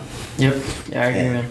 We should talk a little more about Mixon. Where do you guys? Oh yeah. Where do you guys have him at? Of course, we're gonna talk about Mixon. Let's do this. I have him outside of my top 10. But with the ceiling of top 5. Okay, yeah, I can see that, man. Yeah, that's just because if he has a healthy year, healthy Joe Burrow, healthy Joe Burrow, healthy year himself. Because after that leg injury, nobody even knows when he was gonna come back. Bengals weren't saying anything, and he ended up just sitting out the rest of the year. But for me, if he has an above average line, healthy year, healthy Burrow, he could be top 5. Yeah. Well, we know he's not going to have... Well, you said above average. Okay. Maybe his line will be about average, hopefully, this year. Yes. Yeah, they got a good offense, dude. So, hey, you're right. He does have... His ceiling is high. Yes. So, to me, what makes me more excited about Mixon... I love that, what you said, being high. Yeah. That's the point. No, to me, what makes me more happy and more excited about Mixon's season is the fact that Giovanni Bernard is not in the roster anymore. Yeah, there you go. That's a good point. And that means it's going to be more passes going his way. Took so many carries away. I know. So many carries away. No, which I hated because I hope nobody Go line 2 in the leagues realizes then the league, then the league I'm in realizes that, and and I he's can got pick up Samaj Mixon on the Pirai. cheap. You hear me? Samaje Pirine as the backup. Exactly. Yeah, so Who's yeah, that man. guy? So who are you taking if they're both available? It's gonna be a tough question. Are you taking Mixon or are you taking Eckler? Oh, I seen that. I would take Mixon. Fuck it. Yeah, I love it. I love I it. really would. I'm dying by the sword. I'm taking Mixon. taking Mixon. Yeah. How about you, DJ Mixon? Hell no. You know, DJ's a Mixon hater. I'll take Mixon to trade to Steve or Luis. Yeah. That's the only reason why I'll I'll tell you take what, Mixon. I'll take Trade value Eckler over Steve, Mixon, too. but I would take Mixon over Gibson. Yeah, I'll take Mixon over Gibson. Really? No, I would not take. I wouldn't even take Mixon. I was just lying. I would take Mixon over Antonio Gibson. I want to see one player, and this is controversial, that I'm not that high on. I'll take Mixon over Jonathan Taylor. Really? Yes, just because Hines is there. Yeah. Hines had a lot of opportunities. We don't even know how the offense looks with Marlon Mack in there, too. And who's the starting quarterback? This is Carson crazy, Wentz. dude. Carson Wentz. This ranking right here because they got Yeah, they have to. He is really high. Jacob. They do have him. But he's Josh on everybody's. Jacobs at 20. I know Everybody's been ranking It's him been like high. that since That's a he's good been in point, the NFL. DJ. They have Josh Jacobs super low. He's been everybody's 22 high at high 21. point. And this is Fantasy Pros that we're looking That's at. what I was trying to see if we could filter the analyst, because it just goes to a default. Yeah, like they'll it's pick just- from it's number just gonna one, be and then they'll default. pick from the number 100 ranked, and This is just like the average Yeah. of all analysts. it's all right though. That's crazy. Is this the is this PPR right here? Yeah. Yeah. Nope, it's standard. not. It's Standard PPR. Go to PPR. Yeah. Okay, look how Henry went way down. Yeah, it still didn't change much. Mixon went up 1 Look point. at where Eckler's at. Eckler changed. He was at 13. Now he's at 7. Oh, okay. Well, yeah, Mixon's still at 11. Jonathan Taylor Taylor's down went 2. down 2. It's still about the same though. But for me, Akers went down. What would dude. y'all do? Josh Jacobs Jonathan went down. Taylor or Mixon? Top Taylor, duh. I would do that. Really? I'll do I would anybody Taylor, but Mixon. probably. Really? Yeah. So you would take Najee Harris, the rookie, I'll take over Najee Mixon? Harris over Mixon. Really? Even Josh Jacobs Even over Josh Mixon? Jacobs over. I love this. I'll take everybody over Mixon. I only take Mixon just to trade y'all guys. You want to do a bet at the end of the season? Who ends up higher? Pick anybody, except for the top 3. Okay, hold on. Let me scroll down a little bit. Let's see it right there. I even bet you on Shaquan. I bet you Mixon does better than Shaquan if healthy all year. Okay, I'd say, and this is how bad it's going to be. I'll take Kareem Hunt, who's the backup Oh, to Chubb, Over over Mixon? Mixon. We'll see. He's just playing. We'll see. Now I'm just trolling your ass, but we'll see. We'll see. Yeah, but no, I'm really high. Mate, what do you think the ceiling for Mixon is, Steve? The world, Chico, and everything in it. Oh shit! I feel lost Scarface. Hey, with the hey, you cigar. guys didn't see. That's why we need live video. But I flicked my toothpick. There you go. No, I don't know, man. His ceiling is a top 10 running back, man. He's really good, but reality, his O line sucks, man. So That's the story of What the. about you, Jeff? What's your ceiling for Joe Mixon? I think he'd be top 10 for sure. It just depends on the offense and the improvements that Burrow made. But honestly, who knows if he got to get the reps? Because it was an ACL tear, right? Mm-hmm. So that obviously takes a long time to heal. So I don't know. He looked good before he got injured, but it's hard to say, man. I think he can be top 10 if he stays healthy, and if Burrow doesn't stay healthy, if he misses games, I think he'll struggle. Who's their backup quarterback? Oh, it's Brandon that, Allen. Brandon Allen, Not the popular Allen, but Brandon Allen. Another he was thing. the quarterback for the Panthers, right? Yeah, he was. Yes. Yeah. He was the backup when He they was played alright. the Cowboys, I think, too. He was okay. Yeah, dude. I think Mixon will finish in the top 10 this year. I think he will. Tell me. All right, for me, before we move on to the last team, I want to point out that Drew Sample is the starting tight end right now for the Bengals, and I want to point out that Burrow does love to go check down to his tight end other than the running back. But another thing I want to point out is Thaddeus Moss was signed this offseason. Thaddeus Moss, the son of Randy Moss, was the tight end for LSU when Burrow was there, and they had a great connection. Wow, So right here. if something could spark in there, I just want people to keep an eye on that. be a tight end sleeper right there. He's the Yeah. number 4 tight end on their depth chart right now. Yeah, they just signed him off the offseason. I believe he got drafted by somebody else. Then he got cut, and then the Bengals picked him up. Cool. All right, now moving on to the next team. team will be the Pittsburgh Steelers, and I don't know. The Pittsburgh Steelers is gonna rely on how good Big Ben's arm Big Ben is, yep. healed after the surgery. Yeah. I mean, for me too. I mean, all these the running or the receivers are such a toss up to see who's gonna be the number one for that week. You know what I mean? Yeah. Sometimes it was towards the end of the season, it was more Juju than Claypool. At the end of the beginning of the season, was more Claypool than Juju. The most constant one was Deontay Johnson, but he had a shitload of drops all year. Yeah. Yeah, man. I would lean. I mean, obviously the two young guys are really good, but you're right, man. It's just gonna be a toss up. Juju might benefit, from not being the focus. He was at his best when Brown was taking all the focus, when the defense was focusing on AB, and now these young guys, maybe the defense is going to start to respect them more, and that's going to open things up for Juju again. Because towards the end of the season, he was getting a lot more targets, and he started to look like the guy people drafted him to be. Well, Juju's hoping to have a good year. This is contract year for him too. It was supposed to be last year, but since all these teams had cap difficulties, he only took a 1-year deal. Hopefully he's focused and worried about making TikToks. Stop dancing on the team's logo. Are we all agreeing that if you do have to take a Pittsburgh wide receiver, it's going to be Deontay Johnson? Because that's who I have. That's my highest. I don't know, man. I'm leaning towards Claypool. I like Claypool, just the size. And you could get him at a better discount price. Right? Yeah. You sure can get him at a discount price. Who's going last? Is Juju last? Yeah. I don't know. I think he's in the middle. I think he's right. Oh, yeah. Johnson, See, he's right? after Johnson. Johnson at 20. Before Claypool. Juju 27. And Claypool at 31. So you know what, though? It's like one of those things. I'm looking for a wide receiver. Wow. You can't go wrong.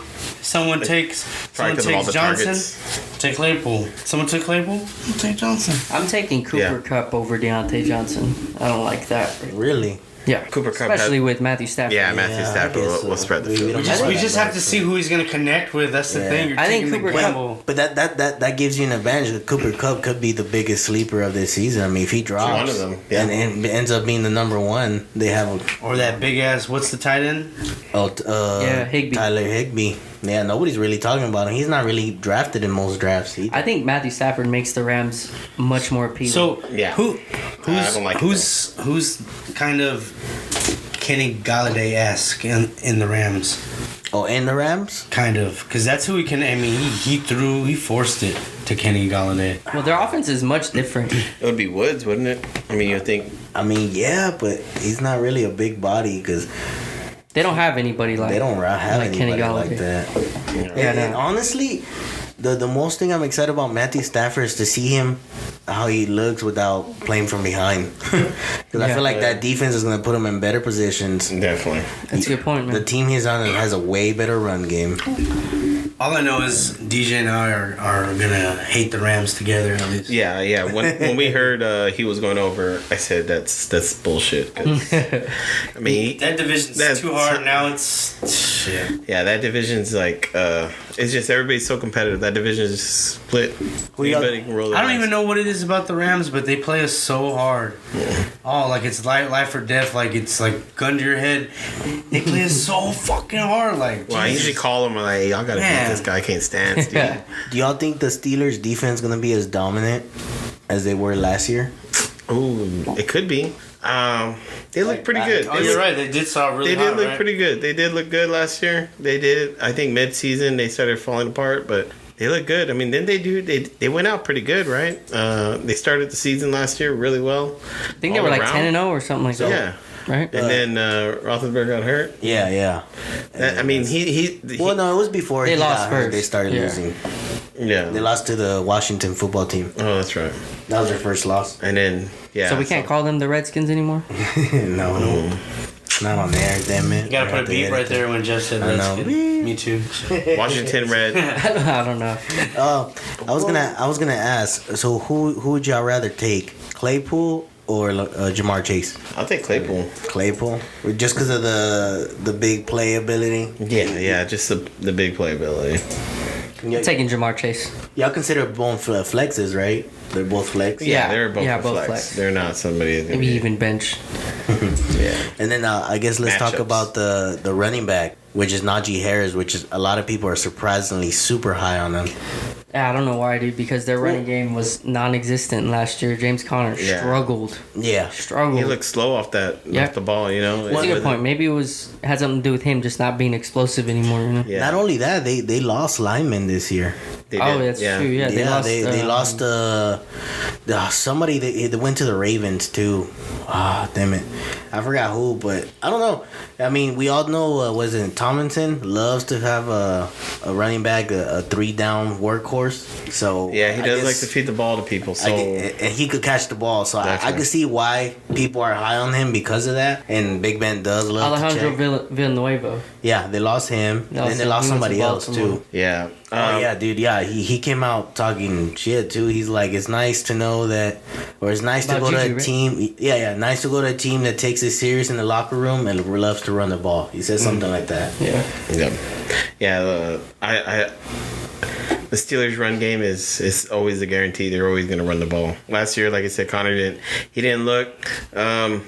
explode off the ball. You know, once he got the ball, he didn't look like he just exploded out and hit the holes or ran out to the corners. Let me ask you this: Najee Harris or Chris Carson? Najee's ranked 2 spots in front of him right now. Easy, bro. Chris Carson. I'll go with Chris Carson. Chris Carson. He's not special, but he gets the job done. He'll get the points, that's for sure. Yeah, I'll go with Chris Carson. I think Chris Carson will get the points up versus Harris. It's just too risky, man. The Pittsburgh, man. It all depends on an old guy who's gonna get hurt staying healthy.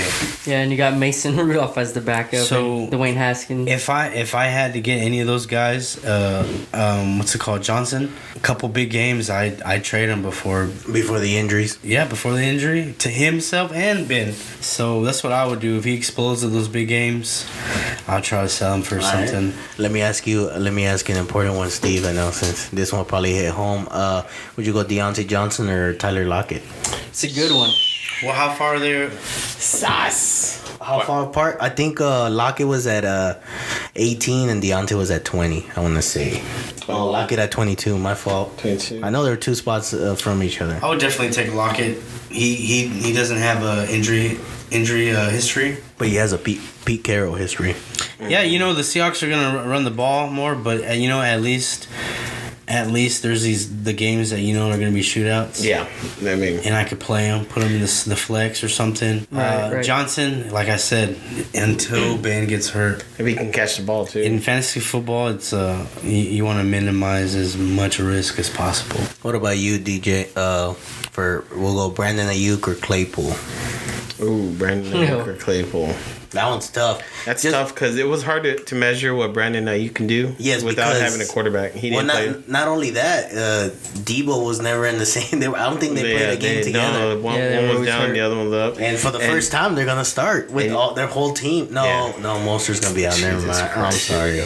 Yeah, so I mean, I like what Ayuk can do, and he gets the ball. He's like a little Debo, so he gets the ball and he makes the plays. He'll do what he needs to do, get downfield. So, I gotta go with Ayuk. I like Claypool. He was just a big red zone target. If you think about it, his big plays were in the red zone. And do y'all think Ebron is a slept on tight end? I know he could have splashes, of having good games, but I just don't see him as a consistent player. Yeah, I don't think he'll be consistent enough, man. Big Ben, he's gonna get the ball to those 3 guys, those 3 receivers, and then then you got the running game. Was Big Ben ever known for throwing to tight ends? No, I don't think so. I don't think he's never had a tight end in top 10 in fantasy, right? Or top 5. No, I don't think so. I mean, they usually, but like I said, they do the run game or they do a pass game. Most of the tight ends are going to be there just to block up. All right, let's move on to the next team, be the Baltimore Ravens. And I guess we'll start off with Lamar Jackson. They got him at 4. Yeah, I know. People have him at 4. Wow. And, I mean, it's just his running ability, man. He's a good running back, though. His running ability. To me, he's not that great of a thrower. Not that accurate. It's funny though because you for hear fantasy he's great just because he could run. He's exciting to watch. He's like Michael Vick, back in the day, but without the dogs. But he's he's exciting. He can run the ball. You know, he can make the stretch the plays and he can throw it down. You know, he'll try to throw it downfield, but it's not all there for him. And they have him so ranked so high. It's crazy. Exactly. For me, the biggest thing for Lamar is if you want him, you have to pay a high price for him. Yeah. And I mean, if you really like running quarterbacks, then why don't you just take Brian Tannehill in one of the later rounds? It's about the same. Someone that can throw the ball up. Hurts. Yep. Someone that can throw the ball up too. You know, they have that deep pass play. So, and the receivers to go with. I mean, Lamar Jackson doesn't really have anybody that sticks out on the receiving side. So, or shows that they can be a top receiver. You know, and Lamar Jackson, I like that he's ranked so high and so many people love him because that just makes it more room for people that actually sees what he does on the field. Yeah, I much rather have the guys ranked under him. I'd much rather have Justin Herbert, Ryan Tannehill, Jalen Hurts. Yeah. Well, I don't know about Jalen Hurts. Because they are going to start calling plays for him not to run out. I mean, they're going to start looking at this guy in the long end. I mean, they're not going to play him like they're not going to let him run out the ball all the time like he's been doing. They Yeah. did pick up Sammy Watkins. Oh. Yeah. So how many games do you think he plays before he gets hurt? That's the real question, huh? Yeah. Or start 3. slowing down or something. Yeah, because Sammy 3? Watkins. You think yeah. 3? Man. Yeah. I mean, Yeah, they also around there. drafted that Rashad Bateman. He's supposed to be really good. There's a lot of hype behind him. And then also Marquise Brown has been on the team. They developed chemistry. One thing I do want to point out about Marquise Brown is he had a terrible season. Let's just admit that. Terrible season until the last 4 or 5 games. He had like top 15 numbers. Numbers. He was averaging a touchdown a game in the last, and that's because they switched his game planning. It went from long ball to position receiver. Oh, okay. And I don't know if they're gonna do that this year. Starting off this year, I don't know if Sammy Watkins is gonna take over that role. But I mean, it did work out fantasy wise. I mean, they were getting W's too. So, Yeah, I'm staying away from all these receivers. I don't want none of them. That's just me, though. I'm not. Honestly, I don't even like Mark Andrews, and a lot of people like him. Yeah, I don't. Same here, man. I'll If I say had that. to pick one pass catcher, it'd probably be Andrews, but I wouldn't be like happy about it. What's Andrews' position right now? What's he I ranked think he's right like 4 or 5. Both the tight ends. Yeah. Chris? Yeah, have you did damn it, I'm sorry. You got that. You got that. You've been doing a lot of mock drafts, Jeff. Where's Andrews going? Like what round? It's hard to remember honestly, but he's going like 4 or 5, right?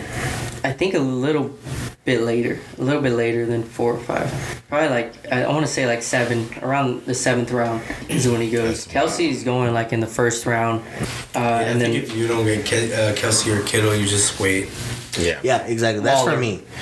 For me, when so I'm you don't doing, put Waller in that. Oh yeah, I'm of sorry, course. Waller. Casey, Okay. if I don't get Kelsey, Kittle, Waller in the early rounds, I'm gonna wait until like 5 or 6, and then around those rounds, I'm gonna look for like a Kyle Pitts, and maybe Mark Andrews is there. I don't think he'll be there, but I much rather get a better receiver that I could possibly play in a flex during the middle of the season than to get a Mark Andrews. Wow, they have Tyler Higbee at 12. That's what I'm saying. People are sleeping on Tyler Higbee. I'd much rather take a Tyler Higbee in the late rounds than take a Mark Andrews and lose out on a flex receiver, flex running back. That's a good point, man.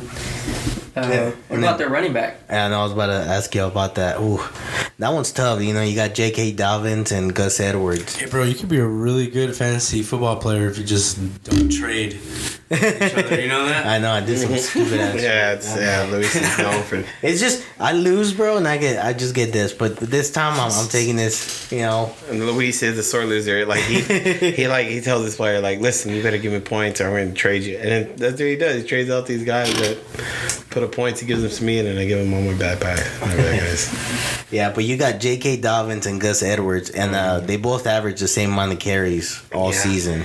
It's For some reason, people are real high on Dobbins coming into this season, and I don't know. Gus Edwards does scare me away a little bit, man. All last year, their running game all last year, it's like you didn't know who was going to get the handoff between those two and Ingram, right? You didn't know who was going to be the guy to get the ball. Yeah, dude. It was like there was no one you can grab from that running back team. I do want to say Dobbins looks like the clear better running back in all three of them, but Gus Edwards has a reputation of not fumbling. He never fumbles, and that's what the Ravens love. I think everybody loves nobody fumbling. So, yeah. So, man, it's just tough to say with their backfield. I didn't like them last year, and I drafted someone from there last year. So, go back up to the Dobbins, or Dobbins is that, please? Yeah, man. See, like they have him above Sanders. They have him above Josh Jacobs, Montgomery, Josh Jacobs, Myles Gaskin, even Mike Davis. Mike Davis is a clear. I'd rather take Mike Davis lead back, and he's proven to be a good pass catcher. So, like, I don't know, man. I know he's a great running back. Where's Mike Davis at? 23. No, but what team? The Falcons. He's the only running back in that team right now. For me, the only running back I see ranked above J.K. Dobbins that I would take J.K. Dobbins instead would be Clyde Edwards-Helaire. I really don't believe in Clyde Edwards-Helaire. Yeah, I'd actually agree with you. Yeah. I know that they probably have Dobbins so high because the Ravens are run heavy. I know that they're going to run the ball a lot. So, but yeah, man, I don't know. I wouldn't be comfortable taking him. A lot of people are high on Clyde Edwards-Helaire, and I'm just not. Yeah. The Kansas City Chiefs don't throw to the running back enough. True. I know there was a tweet. Or there was an interview or something about that Patrick Mahomes came out saying that they're thinking about throwing to the running back more, and if that is true, then I could see why he skyrocketed up the. But if they don't, I don't understand why. I mean, what was it? The first game against the Texans, he had like 6-7 denials in the 1 yard line.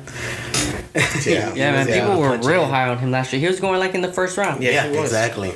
I have a special place in my heart for Chiefs running backs. Yeah, he does. When I first started playing, we did auto draft the first year, and I woke up to my team, right, whatever, and our friend John, white boy John, he's like, hey, you got who's that have Jamal Charles? Oh, Charles? No, he had Jamal Charles, but I had Steven Jackson of the Rams, and he's like, hey man, Steven Jackson's coming off an injury, man. You should trade him. To me, I was like, oh yeah, I didn't know anything about football or fantasy football. He's like, yeah, Jamal Charles, he's coming off an injury too, but look how explosive he is. And I was like, all right, I'll take it. And that year, Jamal Charles was a fucking beast. Yeah. And John, even Kareem Hunt's rookie season, he was a beast. Yeah, man. So I think I had him his rookie season too, man. I did Chiefs, and I got Helaire his rookie season. I know we were talking about it last week where the Kansas City Chiefs missed the ball, man, and you hate to blame them, but it was Patrick Mahomes' fault. I mean, the Chiefs asked him, which running back do you want? We're looking at taking a running back in our first round pick. He picked Clyde Edwards-Helaire, all of them, and so who went? Who went after? J.K. Dobbins, Jonathan Taylor, DeAndre Swift, Antonio Gibson, which I think I'd rather take him than Clyde Antonio Gibson. Yeah, but like you see flashes in Helaire that he's good. Yeah, he's good. It's just that whole. I just don't think he's clicking. I don't think he fits the scheme. Yeah, it's the offense. It's not really the talent of the running back that's the problem. It's just he don't get the opportunities, man. He don't get the touches. Maybe they'll draw something up for him. Well, they're getting a lot of new O-line. Too talented, man. They got a lot of O-line over the off season, so they might get a running game going because they can't live off of Mahomes. You know what I mean? I mean they could. They might obviously. Be able to. Mahomes is that good, but you don't want to. For 10 years. If you have Helaire, we could send some trades. I would say, like, if Kelsey got hurt, they might need to run the ball more. Like. Oh, hell yeah. So. Definitely, because they don't have no other option other than Hill and Hardman. Yeah. Yep. And then Pringle, whoever that guy is. Yeah. If you had, let me ask you a question before. If you had to pick one of the receivers from the Ravens, who you taking? Me personally, I'd rather take the chance on Bateman. There's a lot of hype behind them. Nobody really knows, how they're gonna use them. So I'd rather take the surprise factor than to take the disappointment once again from Marquise Brown. Same, dude. I would draft him.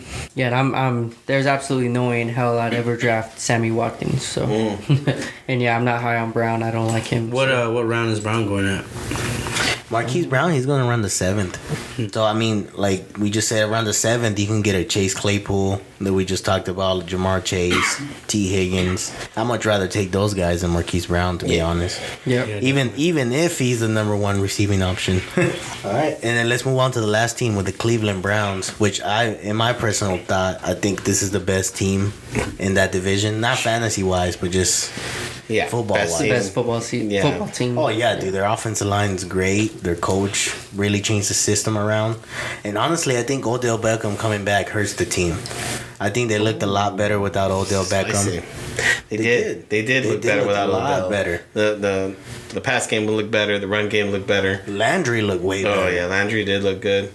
Yeah, I mean, it's I don't know crazy. what it is, man, but ever since Beckham went to Cleveland, he just can't get anything going, dude. I think he's just bad for the locker room, dude. There was one, like, you know how the NFL does the mic'd up series? There was one time, I forgot what game it was, but Baker Mayfield threw a screen pass. No, not a screen pass. He threw an out route to the running back, Kareem Hunt. Kareem Hunt went. They scored a touchdown. Literally, the first thing Baker Mayfield was run to Odell Beckham and apologize he didn't pass it to him. What kind of shit is that? That's some cancer shit type of shit in the locker room, dude. Like, you have your quarterback apologizing that he didn't throw you the ball, but y'all got a touchdown instead.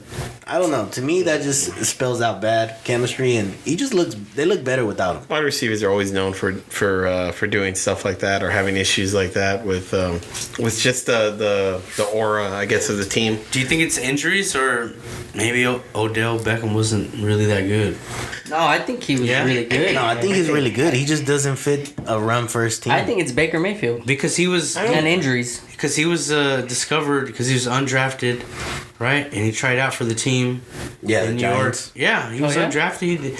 He had to try out. He had to pay the fee to try out, and then I think he only got to play because of the injuries. Yeah, that's true. And then he had that badass cast against the Cowboys. Yep. And then Sealed the you know what's crazy? Receiver. That's why I asked, was he really that good? Odell Beckham's best game as the Browns was against the Cowboys too. There you go, Steve. He had like 100-something yards receiving. I remember that. For a touchdown. Dude, be honest he with also you, had a run. I remember that. That was that really high scoring game. Yeah. Yeah. To be honest with you, every wide receiver had their best game against the Cowboys. Oh yeah, dude. We don't have any. They haven't had a secondary since ever. Since your second birthday.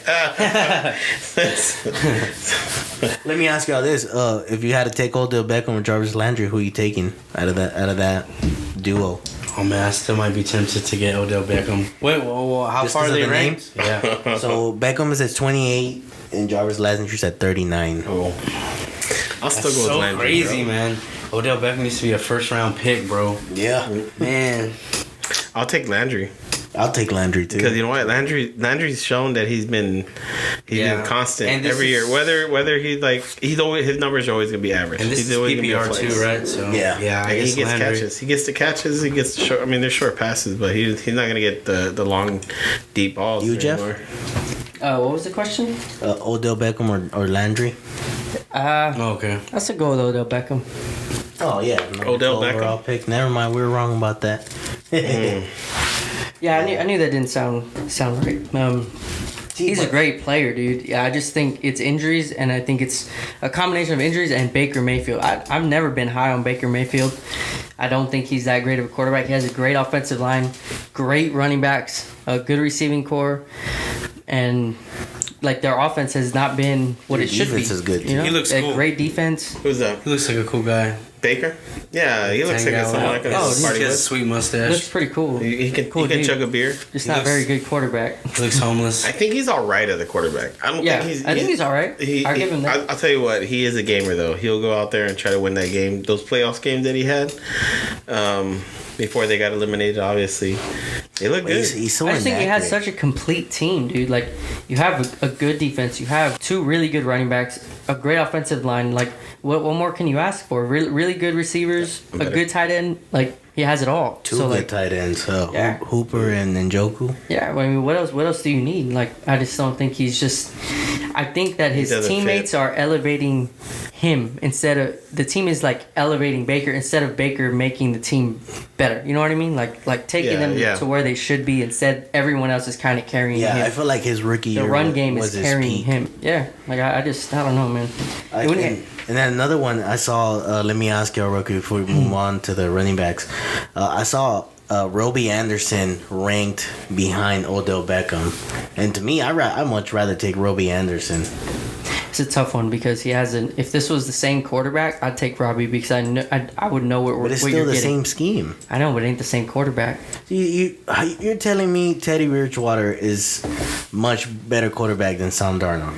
Yeah, he doesn't like Sam Darnold. I mean, Sam Darnold has potential, but I'm telling you, we know what we're getting in Teddy Bridgewater. You don't know what you're getting with Sam But Darnold. you don't say you're getting around the same thing. I mean, With what? No, I'm not ready to say that because Sam Darnold hasn't produced the same. His receivers haven't produced the same as Teddy Bridgewater's receivers did in fantasy. what receivers? Jameson Crowder? Whoever he had. That's all Jameson I'm saying, Crowder? man. Yeah, Jameson Crowder. That's it. Didn't he have Robbie Anderson too? Yeah, he did Oh. great. That's when the Panthers traded for him. That's the year he did great. He was I remember that. he was a year. waiver pickup. Yeah, he was a waiver pickup. I remember that year. But one thing I do want to point out though that the Jets used him as a deep Yes, a deep ball threat. yeah. And he's more he's more of a possession. slot in possession. Yeah, that's true. I mean, like, dude, you could be right, but if you're asking me, I think people are sleeping on Robbie Anderson, man. He was great last season. I mean, it depends where I'm getting Robbie Anderson. Yeah. You know, it depends where. If I mean, he's- 32. I say he's falling. what was the around question? Anderson or Odell? Robbie Anderson, 32. I'll go Robbie Anderson because I'm not confident in Baker Mayfield and I'm not confident in Odell to stay healthy. But I'm more confident in Robbie Anderson. So yeah, I'd go Anderson. Or let me give you a harder one, one that we just talked about: Robbie Anderson or T. Higgins. T. Higgins. T. Higgins. Yeah, that one's T. tough. Higgins. Yeah, It's that close one for is me. I'm happy with either one. I think like both of them might go around the seventh, 8th round. So Yeah. if They're getting a both solid receiver like- receivers, man. They're not wide receiver ones, but they're receivers you can plug in the flex and be confident, you know. Yeah. Let's finish off with talking about Nick Chubb and Kareem Hunt. Or Dearness Johnson, the guy that fucking shredded the Cowboys defense. And then nobody saw him after that. Another guy we made look like a fucking Pro Bowler. We made Damn, Nick Chubb's at 10. made Mitchell Trubisky look bad. We even made Sam Darnold look good. Yeah, I'm over here y'all talking made shit about Sam Sam Darnold Darnold. look The good. Sam Darnold look like I'm a taking Pro Bowler. right away. I'm Is it taking still on PPR, Chris? yeah. I'm taking Nick Chubb over Jonathan Taylor right away. Yeah, I'll take Nick Chubb over. Yeah, I'll do that. Mm-hmm. I'd go with that. Yeah, I'd take Nick Chubb, yeah, for sure. Nick And Chubb. I think they're just a little bit too high on Taylor. I think he needs Way to be too around high. the I like Nick Chubb watching him play. 10 to 12. You know. He's exciting. And then Kareem Hunt this year, he's not getting drafted as a handcuff anymore, right? He's getting drafted as a legit. You're playing him as an RB2, maybe flex. Yeah, I don't know about RB2, but a flex. Flex, yeah. I agree with Steve. What about a Flex. kicker? Would you draft Kareem Hunt at the kicker? I barely got it. I was like, Because you're gonna be finding them. Oh man, it took me a while to get. you remember that video about they're making? I don't know why they're making a big deal about this female, this female that's kicking field goals in college. Everyone forgets about the original woman kicker. And it shows a picture of Kareem Hunt. Kareem Hunt. See, I would take Kareem Hunt over David Montgomery. David Montgomery's ranked higher. And you know what's cool? You brought up Kareem Hunt. Chris, you have a new hashtag, domestic violence. Boom. Yeah, since we are talking about Kareem You Hunt. never know. That's a new audience. We It can was draw more. in. It was I mean, more. we don't want of- them, but yeah. It wasn't really a kick. I don't label that a kick. was It a- was like a shove. Yeah, it was with a the shove. bottom of his foot. It did look bad though. Hashtag shove. Shut Yeah, either way, it's not okay. But I'm just saying, it didn't look like a kick to me. Yeah, he didn't like roundhouse kick this chick. We're TDFK. We know what kicks look like. That was not a kick. What do you think? Yeah, she was coming up. She was It was starting more, to set. yeah, exactly. She was coming up. It was more like the beginning of a punt. It was like a three and like Well, that's a kick. and like didn't see 300 no kick. and like 300 when he says this is Sparta and he shoved him with a kick. That's what it was. Yeah. Oh shit. It was just it was like a half-ass Spartan kick. Yeah. Basically, that's what it was. Okay. Yeah. She did call him the N-word, so he says. So Would you go Kareem Hunt Still or not right Josh to hit it, girl. Jacobs? I go Josh Jacobs. Whoa, shit, he got Look at Kenyon that. Drake. That's what I'm saying. Kenyon Drake really scares me off of Josh Jacobs. I mean, he sucked though. He He sucked, sucked but last year. They're paying him $10 million a year. Yeah, you're You know right. what? They're You know gonna what? use him. you know what? That sucks that she said it. You know what? That's funny. I Now I'm saw. thinking about it. I saw the. Yeah, they might use him. Yeah. And you know what's so crazy? His first year in whatever team he's in, he does good. I heard they're gonna put him. That's a good point. That's a good point, DJ. Se- I the heard they're second gonna year put him is- in the slot a lot. Oh, that'd be nice. I read that they're gonna be putting him in the slot to be running routes. Isn't that where what's his Renfro. name is? They might do. Hunter Yeah. Renfro? Nah, bro. Joker in love. I think they're Renfro. gonna. Yeah. Is that who you were talking about though? No, I was gonna talk about the rookie last year they had the really fast one. Oh, Henry Ruggs. yeah, isn't that where? No, I thought they had him Ruggs on the outside. Yeah. I think. I don't know. I saw a crazy stat that the top out of the top 10 paid running backs, the Raiders have 2 of them. Wow. That's pretty good. They do have a really good line for a really good offensive line. So Yeah. and they run the just ball didn't well. stay healthy last year. That's all. Yeah. But they do run the And they ball. do have fucking Derek Carr. So But you didn't answer though. Kareem Hunt or Josh Jacobs? I answered Josh Jacobs. Oh, I Hey. didn't answer. 'Cause you said I Kenyon said Drake. Josh Jacobs, and then I was like, oh no, fuck, they got Kenny. God, that's tough, dude. It's so tough because it's like I don't want Jacobs because he's got Drake behind him, but then I'm over here about to choose Kareem Hunt when he's got Nick Chubb in front of him. So I don't Yeah. know. I'm going Hunt just because I believe in the running game that the Browns have more than the Raiders. And I believe the Raiders are going to be behind. You know what? I'm going Jacobs because he is RB1 right now on the Raiders, so I'm gonna go with him. I had Jacobs last year, and he wasn't disappointing. I mean, maybe a small, few games he didn't put up, but you can't put up all those points every game. Sure. You know, you got to play by the matchups as well. I like Jacobs. He's a better running back. Drake just only does good his first year with the team. Every team he's gone to, his first year is amazing, and then the second year, what happened to him? Kareem Hunt, I would not, because Chubb's right there, man. Chubb would just carry the game the whole way.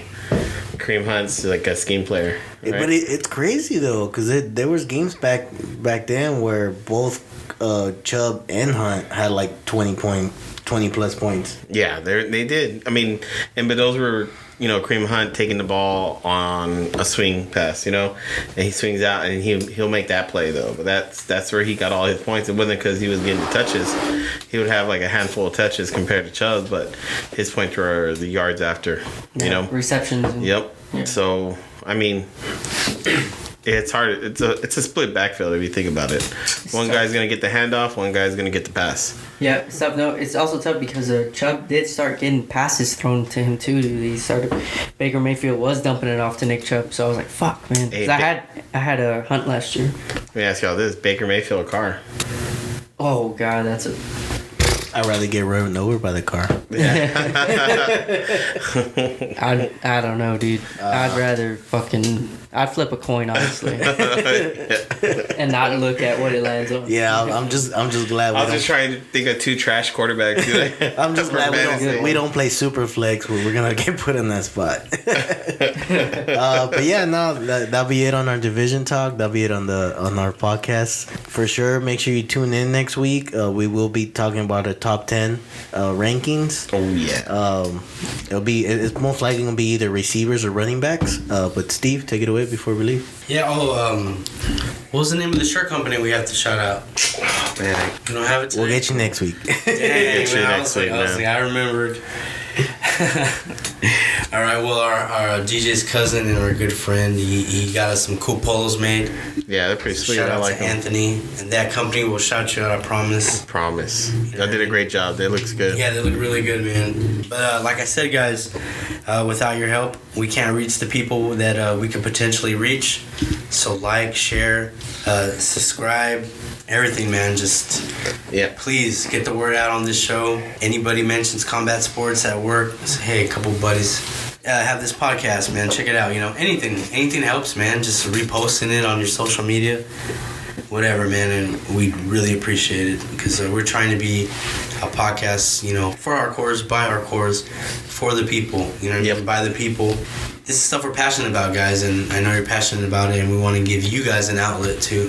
So please build us up. You know what I mean? Follow our Twitter at TDFK Podcast. Definitely. Yep. TDFK Podcast on Facebook, TDFK and Instagram Podcast too. on Instagram, TDFK Podcast on OnlyFans.